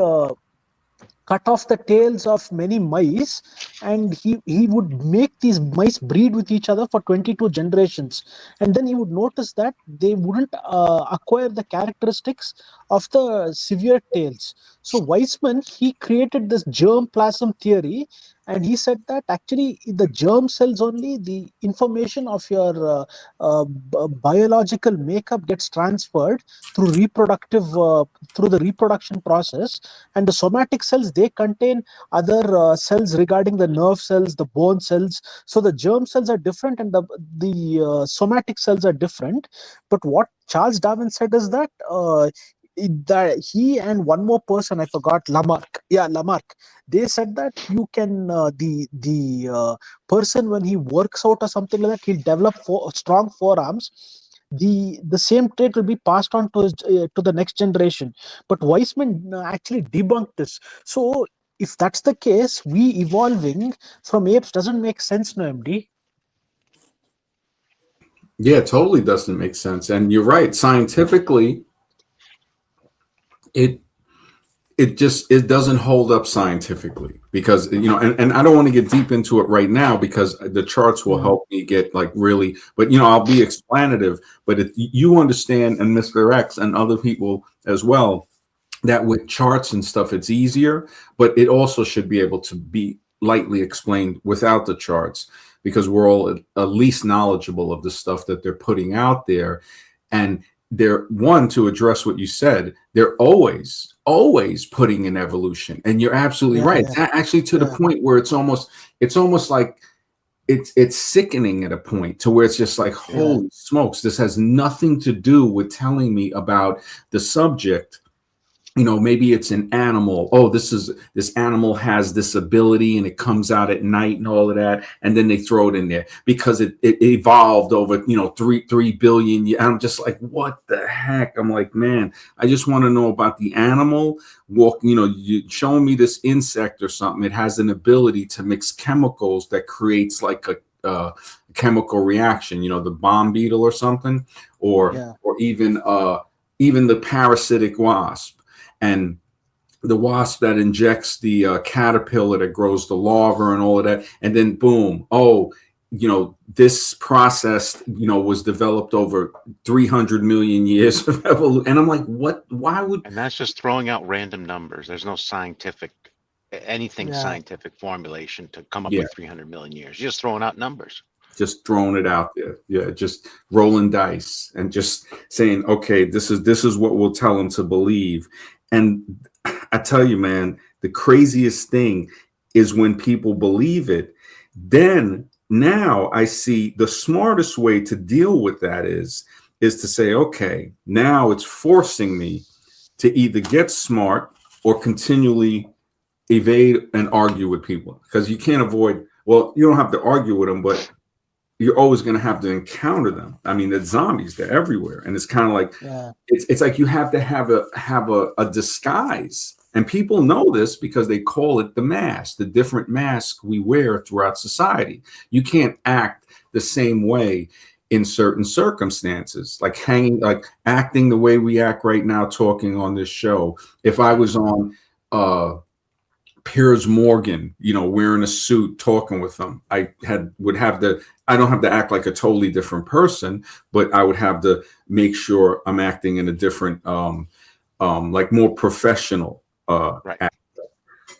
Then there's other situations. If you're in the military and you're on duty, you're going to act different from when you're off duty. So Yeah.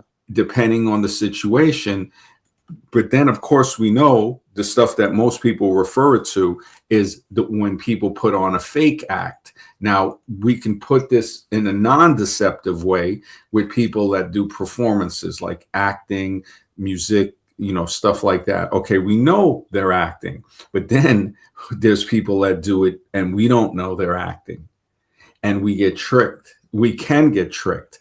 But there's a way to think about what we're talking about and say, oh, so now what are the cues that I can figure out and get smarter to where a person won't be able to take advantage of me?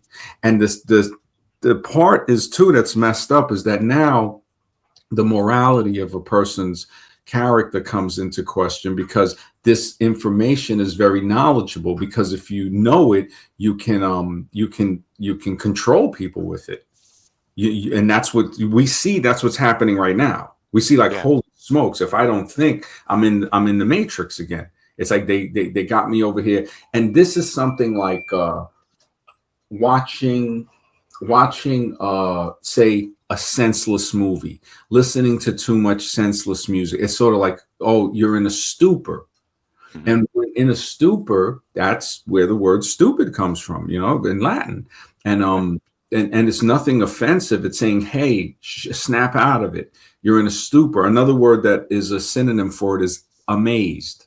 So when someone's amazed, they're like, what are they related to? Like you're in shock, a state of shock. So not an emergency state of shock, but something where you're stunned. So a stupor, stunned. And this is when I say stupidity is relentless, and ignorance. It's like it's always there. Like, and the next thing you know, it doesn't got to hit you physically or even metaphorically, mentally. It just like gets to you. It's like it's always there, like a pressure of water. Can I comment on that real quick? Yeah, please. To show you the level of stupidity, just like the evolutionists on other channels, just regular people have nothing to gain by preaching evolution. We live in 2026. We have the medium of the internet. We finally have a way for the common man to communicate over a medium that can go against the narrative that we see on TV and in public schools. And these idiots still want to just preach the same crap you can hear anywhere else, instead of actually getting to the truth and looking at the other side, really getting to the truth. They're just so zombified. They're still preaching the same nonsense that's in mainstream media and academia. They don't actually take the advantage of the fact that we have a platform now that we can actually get out opposing views that are evidence-based, that can show the truth. I mean, that's how stupid they are, So it's a sad situation, but like I say, I think with the books that you're coming out with, it's gonna make some good crossroads into the truth. They're gonna do that. Yeah.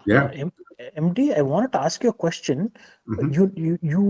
How were you able to make out that even Nick Fuentes, like something is not right about his orientation? He's not a heterosexual man. He's just putting on a facade that he's one. Like, how were you able to make out even that also, MD? Well, with that, I didn't know about Nick Fuentes for a long time. It's like this recent, I would say, I couldn't have known, maybe 3 months, Okay. Yeah, like so when it just started getting big this last month, say 2 months, I would say 2.5, 3. So because there were other people, that's always spouting, like I knew, we know Myron Gaines and them are saying stuff. And so with Nick, I think it was somebody had a video of him saying it, just like I'd say maybe not too long ago, maybe like 10 days, I think. Oh, It could be okay. maybe like 20 days, but the video I think is like I knew he was hateful.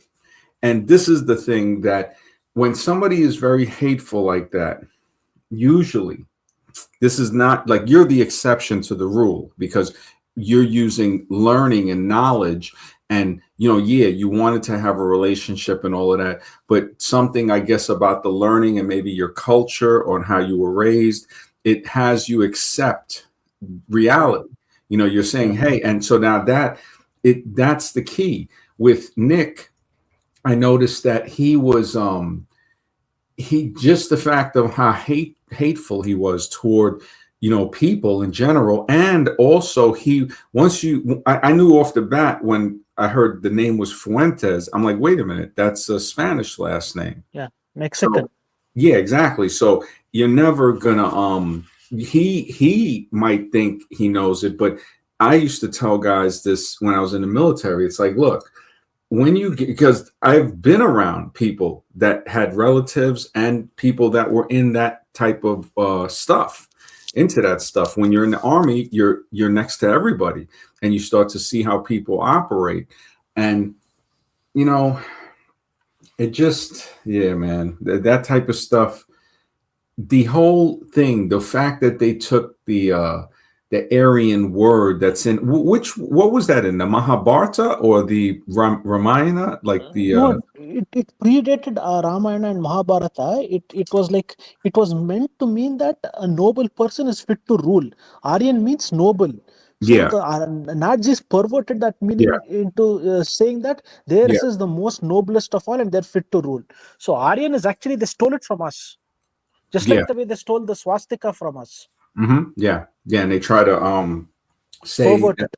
yeah, exactly, yeah, exactly. It's really, see, this is where the knowledge can easily let us see through now the illusion, because now when somebody tries to say that this is what history was, we know that no, there's other parts. And that I used to tell people too, like Aryan, when Hitler was saying the Japanese are honorary Aryans, I was like, don't you understand? They know that they're lying about what they're doing, because if Aryan is a race that you're born into, you can't make somebody an honorary Aryan, and especially in a way like where you're saying it's all of them now. So it's not just the ones that because they attacked the people that they were the enemy of their enemy. Now that's like saying, that's like Japan supporting Black Americans or Africa or something like that, and Africa saying, or the world saying, okay, we're gonna call Japan, all those people are now Black, or they're honorary Black people. It's like, you can't, you're Japanese people that support Black Americans. You're not Black. Just the way you can't make the Japanese an honorary Aryan, because an Aryan, if somebody doesn't act in a noble fashion, you're not fitting the definition of the word. Yeah. Like how, yeah, like we know. So, but the thing is that it shows us, the example that it teaches us is like how many people don't know this simple knowledge that they can get from a little research from Indian research. Where did you acquire the knowledge about the air? Like, in what, like, was it a religious passage? Was it one of the Vedic texts, like something like that, the Puranas, the Upanishads, or something? Actually, our history textbooks used to mention that, and they would translate many Sanskrit words into English. So when the term Aryan came, they translated it into noble. So when I checked it out, it really meant noble. So Aryan means noble. So how can you be noble if you're committing genocide? Well, it's not even the fact that they're taking the name for what it is. They were saying that this name now means that you're from a lineage that is from North England, Norway, Sweden, Finland, Denmark, Germany, Holland, and a couple of other countries. But as he's going through, he's collecting all of what he's calling the blonde, blue-eyed people, the so-called, the Aryans, basically what he's saying. Now, so many people are brainwashed today, and this shows you the level of zombie, is that they think Aryan means white. So it's not that, and I understand how you're puzzled because you understand Aryan for the true definition that it means acting in a noble fashion, a noble person. So how that that they're lying in the sense of that they're not noble, they're actually doing evil stuff, saying that they're noble. Correct. And you're saying, how can they do that? So, right? Yeah. All right. So what I'm explaining is that, and you're right, you're totally right, but it goes even deeper where you see that from the perspective of both of us knowing the accurate definition of the word Aryan. Now, we also know that most people don't know the definition of the word Aryan, right? Correct. Okay. So now those people look at it as the word means a certain type of race of people that are white and blonde and blue-eyed. From if I'm getting it correct.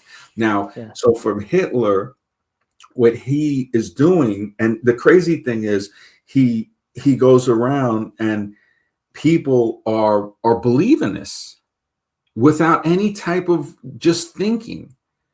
And it's also psychological. It's like something tells me that they had it planned, because when you go around, it's like it plays to a person's ego to see if they're not mature, they fall into that getting complimented and fall under like a spell of someone.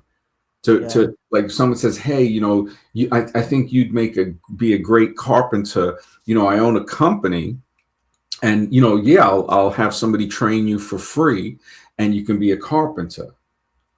But all along, you're being manipulated because the guy was just looking for somebody to work for his company. Correct. Yeah. So when people say, hey, you're from this special race of people, and it's like, oh, really? And and guess what? You don't even have to go to school for it. It's just what you are. Now, the ego volume is on 10. And if the person isn't mature to say, wait a minute, that sounds like crap, then they fall into what we see these channels on YouTube, that when the people preach all of that stuff, like the people were coloring their face, all of that stuff. It was crazy. Yeah, but then and one Hitler, more he thing. preached that to the people that they were so great, but then he sent them into a war that they weren't going to win. They were going to get killed and slaughtered. Millions died in Germany because they went into a war they couldn't win with the Soviets and the U.S. So yeah, he preached all that, but in the end, he screwed them over. Yeah. It was just a misadventure with a lot of misinformation that was used as propaganda by Joseph Goebbels. Yeah. Yeah. He sent them to their deaths. Yeah. Yeah, he had a quote that it said, think of the press as a giant keyboard that the state can play. Mm-hmm. Just really, when you look at the characters, see, and this is the thing, that when you look at that, you say, wow, so they matter of fact, the brainwashing and the programming works so well. We see that all the movements still today, the nutcases walking around, flying the flags and stuff, acting like buffoons, basically. The hate is just like when people like that channel, Jesse Peterson, oh yeah, that guy. Yeah, to say that racism, because he says racism doesn't exist. And I'm saying, well, what is the parade with the guys screaming that they're racist, basically? And so what is that? That you're seeing this right here that exists. We're seeing that, okay, basically they're having a parade, a racist parade. And they're open about it. They're saying, yes, this is what they feel, that their race, that their socially constructed fairy tale is real, and it's supposedly the best. And that's not good enough. That's the crazy thing. That's not good enough. They gotta oppress the people they think aren't. So in a way, or even just hate the people, even if they're not, or hate is a form of oppression, but it's just, I mean, why would you do that? Hate is like, it's like they're taking poison and hoping the other person gets poisoned. It doesn't, it's like how it's irrational. It's like, again, it's a mental problem that if a person would think about it, they would see through it. But the thing is that hate blocks the thinking. So it's like if a person doesn't understand how to calm themselves now in a certain situation, this is where certain I know Varun probably knows certain techniques, but also martial arts helps with that, and also just meditation. I don't meditate, but thinking, relaxing, and just not just thinking like working thinking, but also just like daydreaming, not dazing in a stupid way, but relaxing and just maybe reminiscing. Also, sometimes there is a little bit to where I don't know if it's from our previous programming, but we could listen to certain older programs or certain like a movie or something that might not be educational, but it's just entertainment, but it's something that feeds maybe a different part of us. So it's not as clear cut as just learning and not learning. It's like learning in different ways, saying, hey, you know something? I watched a comedy movie and it was fun. And there was a value in it because of the way it made me feel. So it wasn't about learning something, but it was about experiencing a certain feeling that is good.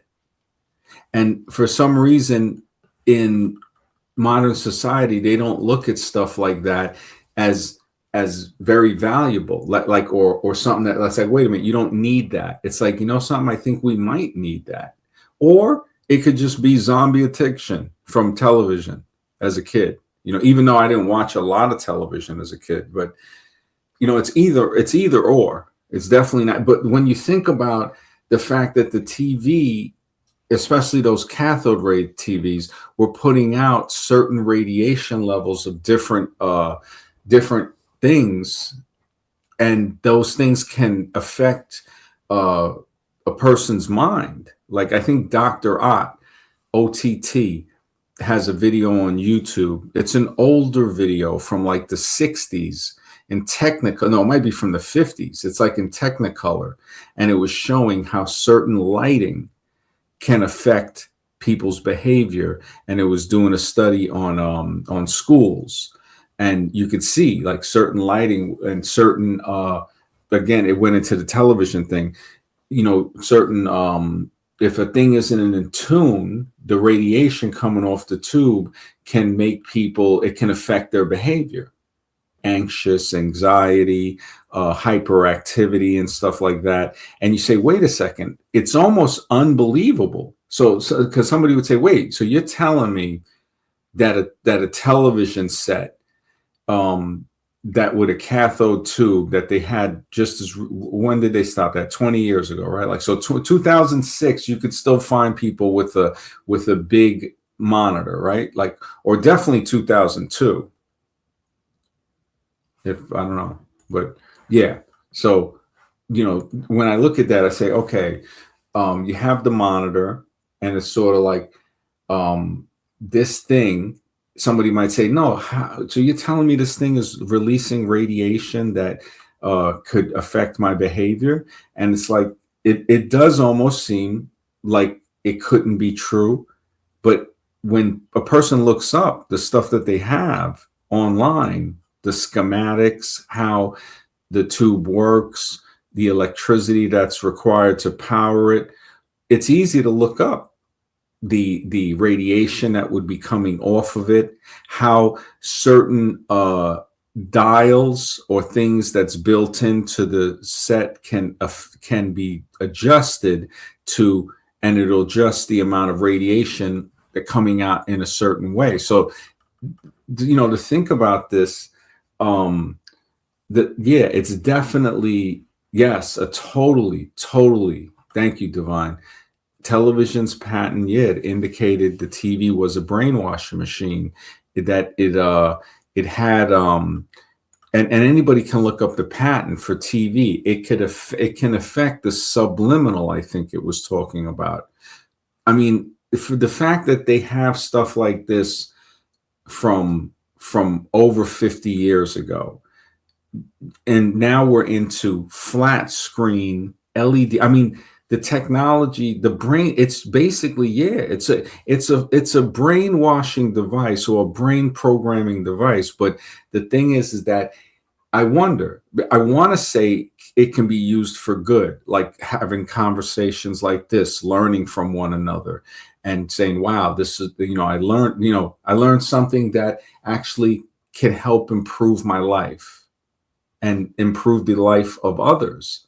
That's, to me, that's worth conversations now, not how these people, everything is a debate.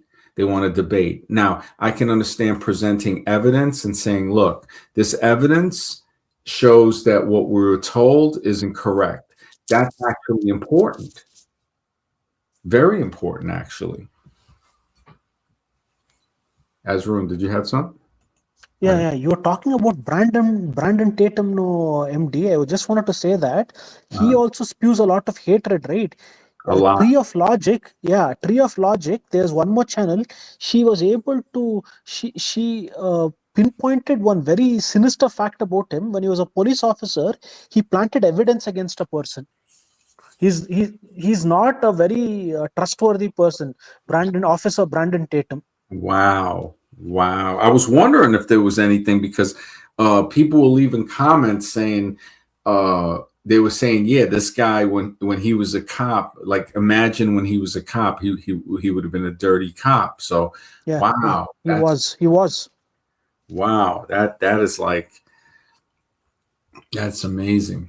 That's really that came, and I was just thinking about it and I said, wow. The people are starting to wake up, but it's not a lot. Like as much as I would want to say a lot of people are starting to wake up, it's, I would say at best maybe another 10%. So out of what was already awake, which might have only been 5%, maybe 10, hopefully 20%. It's a possible with the internet and with communication and people talking to each other, the possibility of it being more like 20 or 30% is realistic. Like when we look at different subjects, especially with Is America Falling Apart, we start to see like, okay, there are people that are actually seeing through this. There are people that are actually like, yo, man, this I don't agree with what's going on. And maybe there's, they don't agree with what's going on, but they're too addicted to comfort to really do anything meaningful. And the ones Hey, MD, that I gotta run for work, but thanks for having me on, man. I'm gonna always, listen in the man, background. always a pleasure, Bye, man. Mr. X. Bye, Ezra. Appreciate it, man. Yeah, they. You have anything, Ezra? Yeah, regarding this, actually, MD, like in the US, I know, you see, India is a very corrupt country. Over here, the cops are into everything that you wish you that you never wanted them to be into. Because my neighbors, their father got kidnapped. So then they went to the cops and they said, see, he's been kidnapped, he's missing. He said, you just pay us money, we know where he is, we'll get him for you. And the thing is, there was one more cop. He was like a hired gun for a particular gang. You know, these in the underworld, there are many gangs, right? This Mm-hmm. gang hired him and he started killing members of the other gang who were their rivals to take the competition out. He got a lot of money. He has his own school now. He's got his own floating casino in a cruise, actually. And he retired. Actually, there were many corruption cases against him, but all of that got suspended. And in one case, actually, like after Mexico, India has the second highest kidnap rates. So when they were kidnapping people and in the trunk of their car, the cops knew what was happening in Bihar. It's a state in India where corruption is very high. They turned a blind eye, MD. They were just paid bribes, and then despite knowing that there were cops, there were people being transported in the car, being kidnapped and all that, they didn't do anything, MD. So over here, corruption is pretty high.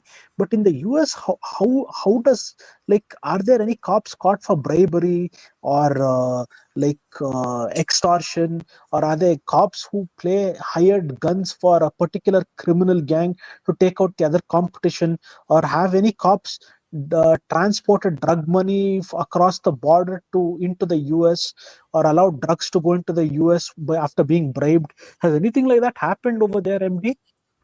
There's like a lot of videos that show a lot of corruption. There was Oh, just something recently. A guy supposed to be one of the ICE people, one of the police that work for that, yeah. um, is supposed to be sentenced in April, I think, for raping the woman that they were saying was a detainee, and they were Oh, I think it's a short on YouTube or a video, and they were talking about it, and yeah, so it's like that right there, you look at the thing that happened, if with this shooting thing just recently. So we see that the fact that that happened to two, one person was unarmed and the other person, they unarmed him, so they disarmed him, and then they're saying that they shot him. So it's like, so it's like, okay, now this is the crazy thing, that everybody's seeing this on video, and the administration is blatantly just, I mean, it's I'm not saying corrupt, but like, what's the word? It's just so, I mean, it's horrible. It's kind of like it's taxation. It seems to be taxation without representation. correct. And yeah, and anything, when I look at it, it to me, see, the reason to me it doesn't really, it's not such a big shock, is all I got to do is, when I was reading as a kid and stuff, and talking with people, and everybody knew the whole Columbus bull crap. And it's nothing against Columbus, even though he wasn't the greatest of characters, if what is written is true, or whoever that's written about. But to look and see, like, wow, these people were just trying to brainwash me since I was a kid. And the Columbus thing is like, the Columbus thing is just, yeah, man. School and all of that stuff, I'm still healing from some of the stuff. I have to keep remembering that, okay, when I get news from a certain source, what can I extract from it logically? Because most likely everything it's saying, maybe at least half of it is not going to be true, or it's going to be worded in a way that it's going to have another part of it that's trying to make me believe a certain narrative, kind of like you already said, where it'll be talking about certain scientific discovery and then all of a Yeah, sudden mention evolution, correct.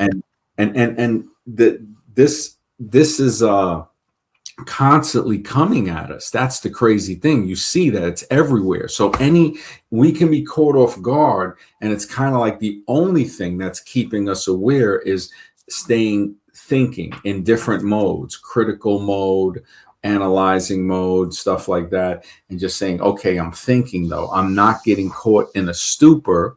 And if I know how to relax my mind and go into something that's maybe could be even considered a stupor or a daze, or just some type of relaxation state, but still awake, that could be like a recharging, to where you can go back to thinking, because we know you just can't think all the time. Correct. You get a little tired or something if you're thinking all the time. So how do how do we maximize our thinking? And it's knowing, like, say we were doing exercise, knowing that we do a couple of push-ups and then we stop and rest for 2 or 3 minutes. And then we do a couple of more. And then we know we're not going to keep doing push-ups forever. We're only going to do them for like 10 minutes or 20 minutes or something like that, or only a certain number of them. So with the mental exercises, it would be like, okay, now this is new territory. Now we're saying, okay, what would the amount, the repetitions, as far as in comparison to the physical exercise, what would that be equivalent to in the thinking terms? Like, so we're thinking about, so because the mind, now we're in a totally different field here, kind of like the Matrix. It's like, you're not going to get physically tired. Correct. Yeah, so, and it's deep, because now time starts to get affected differently, because we're enjoying what we're doing and we're also learning at the same time. The mind, what's up? Yeah, I think.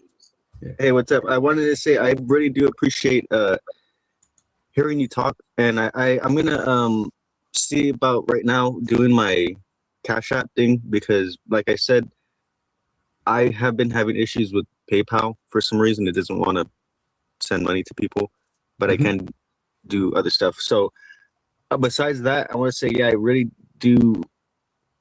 It feels like a fresh breath air, like hearing you talk and hearing somebody, have the perspective you do, because it does kind of suck when you think you're in a place where there's people who kind of understand or hold the same perspectives and kind of understand things how you do. And then it turns out that, when it conflicts with their worldview that is kind of placing them in a comfortable position, then they want to be like, just completely go against the narrative that they've been spouting the whole time. And I think it is good to hear, that, because regardless of like whatever political view you have or whatever, ultimately what matters is what's going on right in front of us, like what is actually happening in reality. And that was another thing when you're talking about the whole altered states of consciousness. That's what I was thinking when you were saying reality. I was thinking, yeah, reality is a good word to say, because people want to confuse existence with reality. And I think those kind of are two different things, because I think existence is more shared by everyone, and reality can be a more subjective thing. So yeah, thanks. Yeah, I appreciate it. I really do, man. One more thing. I do want to say, yeah, I think the right kind of like what is it called? Communication, the right kind of thinking does cause more energy to occur, or something along those lines. Because if you're talking to the right people and you're having a good conversation, that conversation could go on for like 12 hours straight, and you'll be learning new stuff and having it back and forth. But some conversations, it's draining. It can become real draining. And knowledge, it does take a lot to learn, right? That can be a little draining to try to understand something, but ultimately a good conversation, I think, will lead to, I would say, more understanding. You're right. And I think that what you were saying about the right and the wrong conversation, I think it tells us that when we feel the drain, maybe we're not doing it right, or maybe that's not the thing we need to be doing. Because learning, like you said, having a conversation for hours and just feeling good and having energy, it shows me that certain conversations can like re-energize people. Like if we're having a good conversation back and forth, it's like we're like sort of we're sort of like using a mental, like we're playing mental volleyball with energy, and we're enhancing both of our minds. Like our minds are working, and every time we talk to each other about deep topics, it's like we're throwing a ball, which is the thought, the metaphor for the thought, at each other, and one person catches it, tosses it back, and kind of like when they say, let's toss a couple of ideas around. Yeah, mine. Oh, I didn't know if you had some. Yeah. Yeah, I was gonna say that kind of reminds me of the whole the teacher-student thing I was saying before too, where you could be a good teacher, but if there's not any good students, then it's hard to teach someone who doesn't want to learn, and that kind of goes the same hand in hand with having a good conversation. I think the role of a teacher and a student will go back and forth between the two if you're actually willing to communicate. Yes, yes. Only the good teachers will understand that you learn from your students as well as they learn from you. It's like most of the time, the high level master knows that we're all students of each other. And then that's where the whole fake thing comes in that we're talking about earlier as well, where there's this faking it, because there will be these people who will do this fake conversation thing, this fake interaction, just so that they could either, for whatever reason, it's not for to gain understanding or knowledge. I think it's just for like attention or something along those lines. Mm-hmm.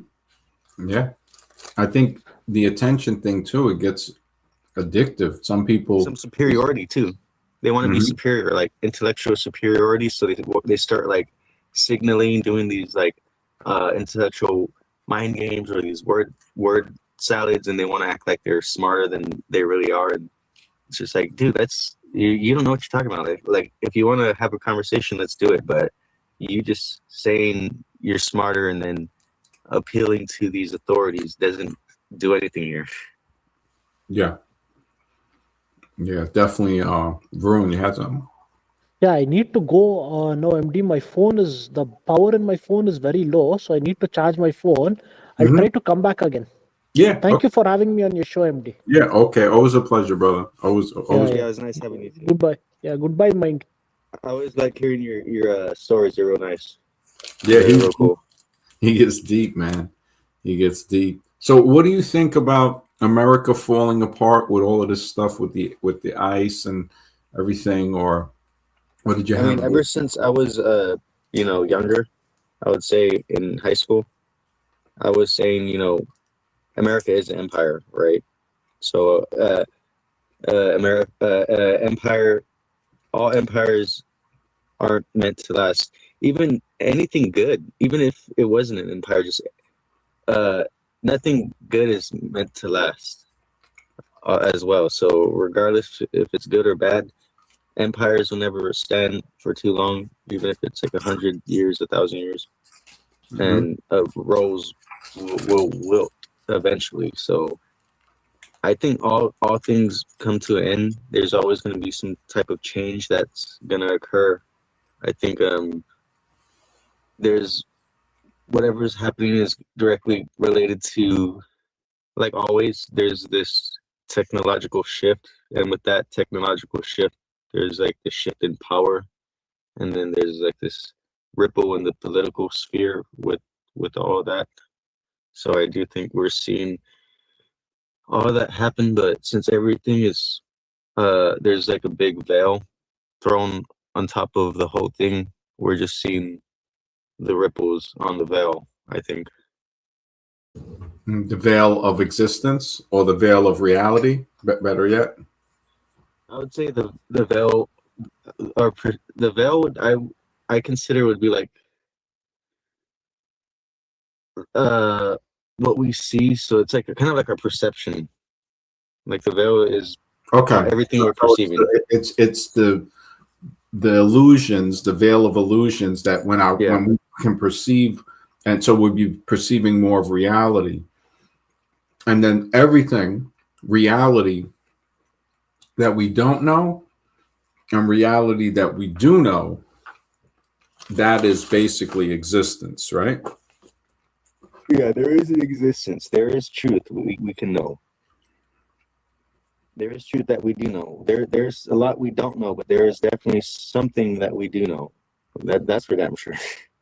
Yeah, yeah, yeah, and that's the importance of knowing that stuff like evolution isn't true because, well, scientific actually, because now we can say, okay, we're we're making our way through human origins and existence, reality Yeah, by based off of their own logic. It's illogical, yeah, right? The whole scientific theory is like I always go back to the whole entropy thing. Like, how are you going to say things are entropy is happening and things are getting more chaotic? The system ends up, you know, reaching a plateau, but somehow things are getting more what is it called, structured and advanced. That doesn't make any sense. yeah. They plan a lot of stuff and act like it just happens, and you start to say, wait a minute, this just didn't happen out of nowhere. And Yeah, they just start saying it's natural. Everything's natural, and it's just like, okay, yeah, everything's natural. Fine. that's the same evolution approach of, oh, it's just evolution. It's just, and to look into the stuff isn't really that hard, because if you just think, if somebody's saying, oh, um, anything you throw at them, I think it's better than just analyzing what they've said about, oh, well, this bone, and this formed an ape or whatever, an ancient ape. The I think an easier way is to just ask them about certain things on how it could form and look at their answer. Like when you look at the human baby and That's say, why I just think we need to get our own moderation going on, because I don't think when you try to, pin somebody down on like, hey, how does this work? Why is that happening? The moderators, it will tend to go in the direction of whatever the moderators believe, I think, personally. on a lot of shows. Well, I think in general, like, I haven't seen okay, I've been watching a lot of debates for a long time, but I haven't seen any recently, and I can't really quote you or like give any examples right now. But I do believe, I do know that happens. Like, I have seen that happen before. Yeah. So When I start talking with people about evolution, once I have the book public, I'm gonna be probably having people on the show or going on other shows to talk to them about the genetic evidence. And the thing I know I'm going to have to establish that is always the battle with I see it more with people that believe in evolution. It's the battle to try to say, okay, we're going to make sure we both are on the same page about what a fact is and what a belief is. So you can put theory in there, but a theory is still a belief.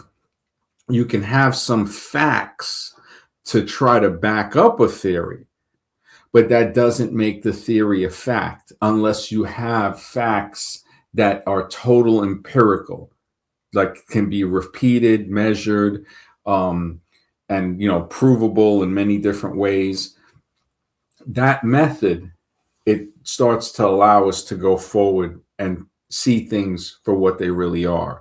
So okay, I want to say something real quick, because I try to use that logic, right?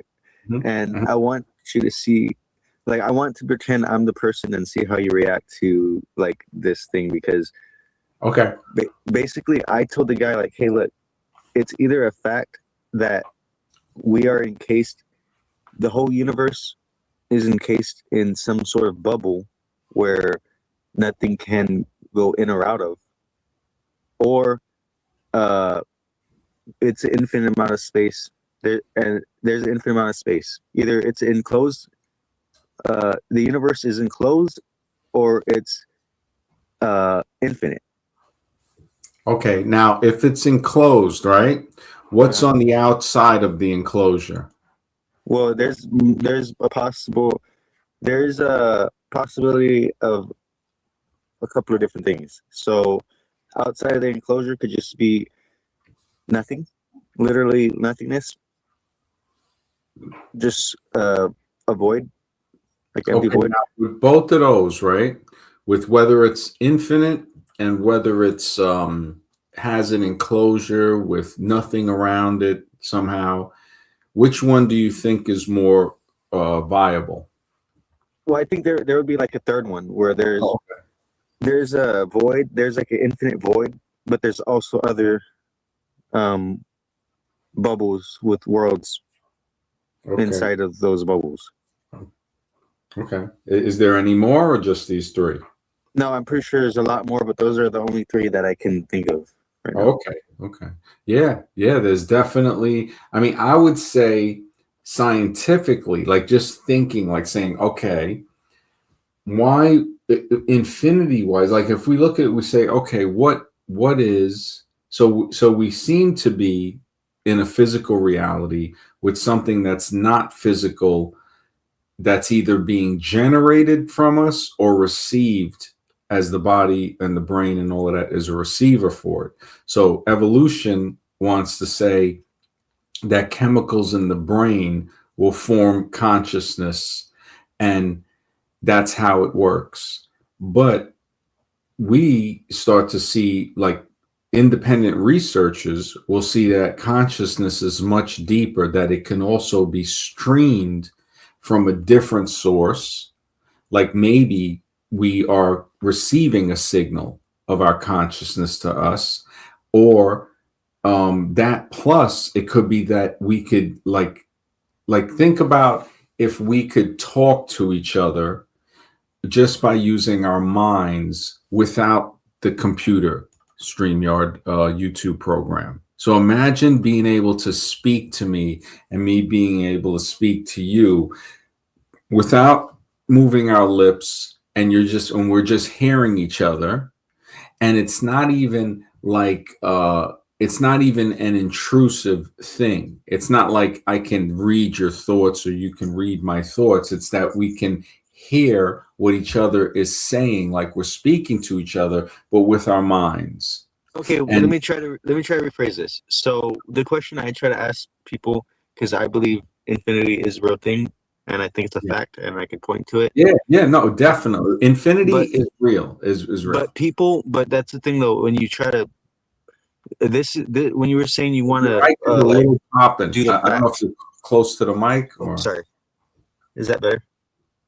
It's still popping a little. Yeah, just go ahead. Yes, no biggie. Okay. I was saying the facts versus beliefs. So yeah.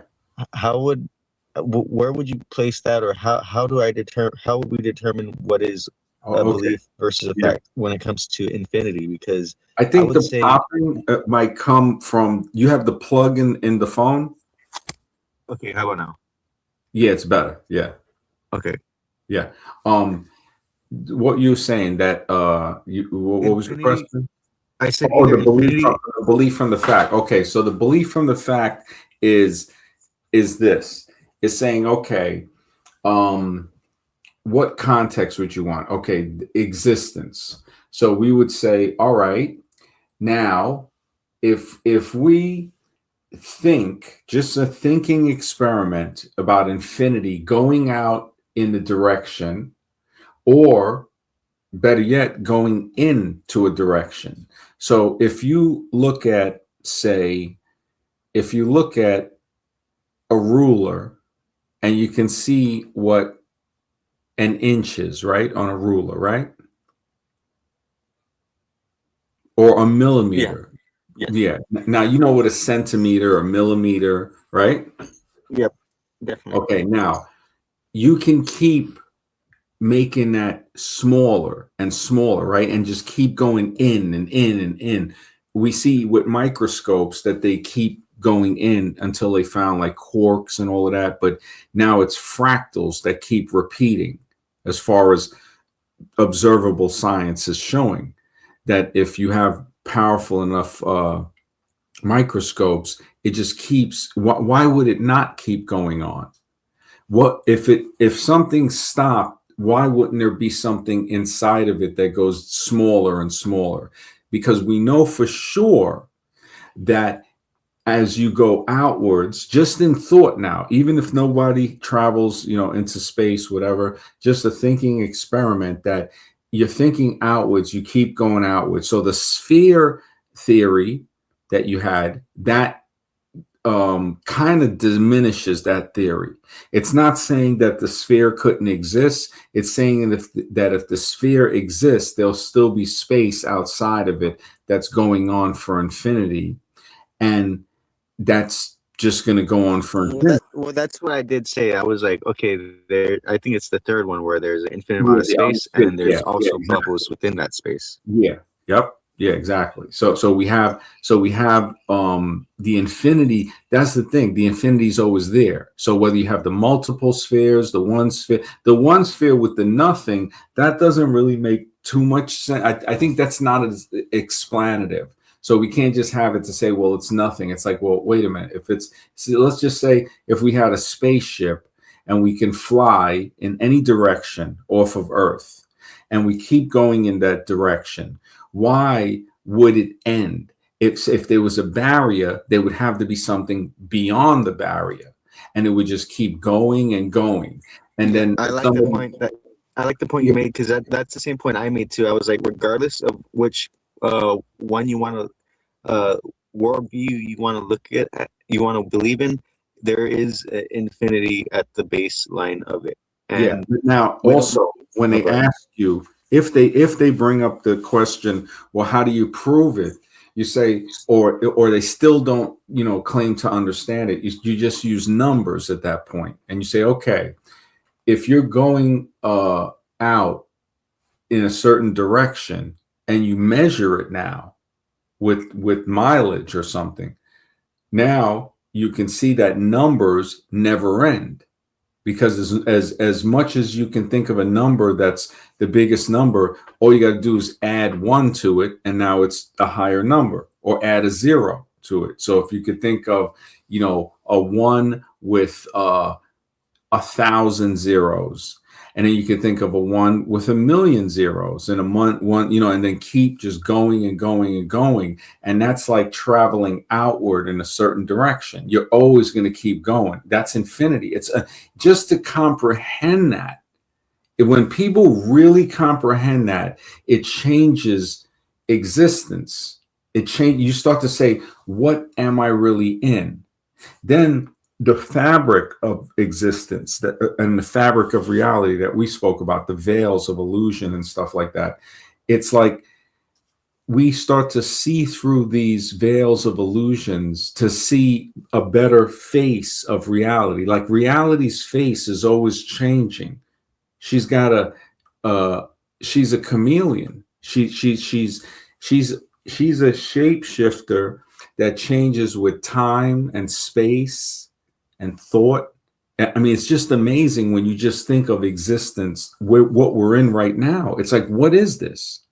What is this? This is when you look at the fabric of the air, you're like, holy smokes, there's some clear substance that's between myself and everything. Anything I look at, I'm seeing air is connecting me to it. Now we can look at it as a separation, but it's also like, wait a minute, it's also connecting, because and I'm needing it to breathe. And there's certain parts of the air that I need to breathe. I need more of that than another. Oxygen, nitrogen, it's a certain mixture. And there could be other things, carbon and stuff from smoke, air fresheners, a majority of things that aren't just the regular gases that make up the the atmosphere at sea level or even above sea level. But the thing is that air, when you look at air, you start to really, if a person is contemplating existence, you start to say, man, this is the space in between connecting me and the wall 10 feet away. So it's like, okay, now beyond that, 10 feet beyond, and just keep going and going and going. And it's like that doesn't end. That's infinity. I would like to add another thing to this, because when I talk about infinity, I try to I like to, because when I talk about God, that was one thing I was trying to talk about, like the attributes of God, and one thing is God is infinite, and another thing I would try to say, because I don't even like the word God. First of all, I think there is some like creative force to existence. Obviously, if you think about it logically, like there is order, there is structure, there is logic, there is intelligence. So those are the things I believe in, and I think there is goodness, right? There is justice, there is all of that alongside with all the bad stuff we see. But another thing God is, or okay, I'm gonna stop saying that word. Another thing that this infinite creator is indestructible, right? And when science, I like how like science likes to mask the truth in their own little, again, their little word games. Because when they talk about creation, they talk about a lot of things that religious people have talked about, but in a little different way. So when they talk about the indestructible, they don't want to acknowledge that things are infinite and eternal, right? Like if you're like, hey, look, there's an infinite eternal guy that made everything. They're like, no, that's just a story. That's your beliefs. That's an illusion. That's whatever. But they're like, okay, there might be an infinite amount of space, and there is this energy that can't be created or destroyed. So it has always existed, and basically it's eternal, and we don't know where it came from. But it's not God. And this has nothing to do with God, this infinite, eternal thing. Creational, infinite, eternal, infinite creationist. Like, no, like an infinite, you're saying an infinite creational force. Yeah, because, well, from their own perspective, they say energy can't be created or destroyed, right? Well, like scientifically speaking. Well, what if it can? Because I always used to think about that. I used to say, okay, because now when we question everything, that's really going to get us to more closer. It's going to allow us to remove the veils to see deeper into reality. So what we thought we knew before, how do we get to know more? So we gotta to change our perception. That removes the veils. So how we perceive reality right now, we got to try to think. I'm perfectly fine with going off track of the scientific, the normal scientific perspectives. I'm just using these talking points when it comes to hardcore atheists and people who want to be like science this, science that. It's like, okay, well, if you want to go based off of your science, based off of your beliefs, there is this infinite thing. There is this thing that is eternal. And then that's the thing that people do start doing. They start being like, oh, well, we don't know. It could be this, it could be that. It's just like, yes, definitely it can be this, it can be that. But you were not having that attitude a second ago when you were trying to claim science is objective and impartial and this and that. Like you are flip-flopping right now. Like that's a thing they like to do, where they want to act like they hardcore believe in this when they're attacking your belief, and then when you're like, you know what, I actually agree with you, and your beliefs actually further strengthen my beliefs, they're like, well, actually, I don't even know if I believe in that now. Basically, that's what they do.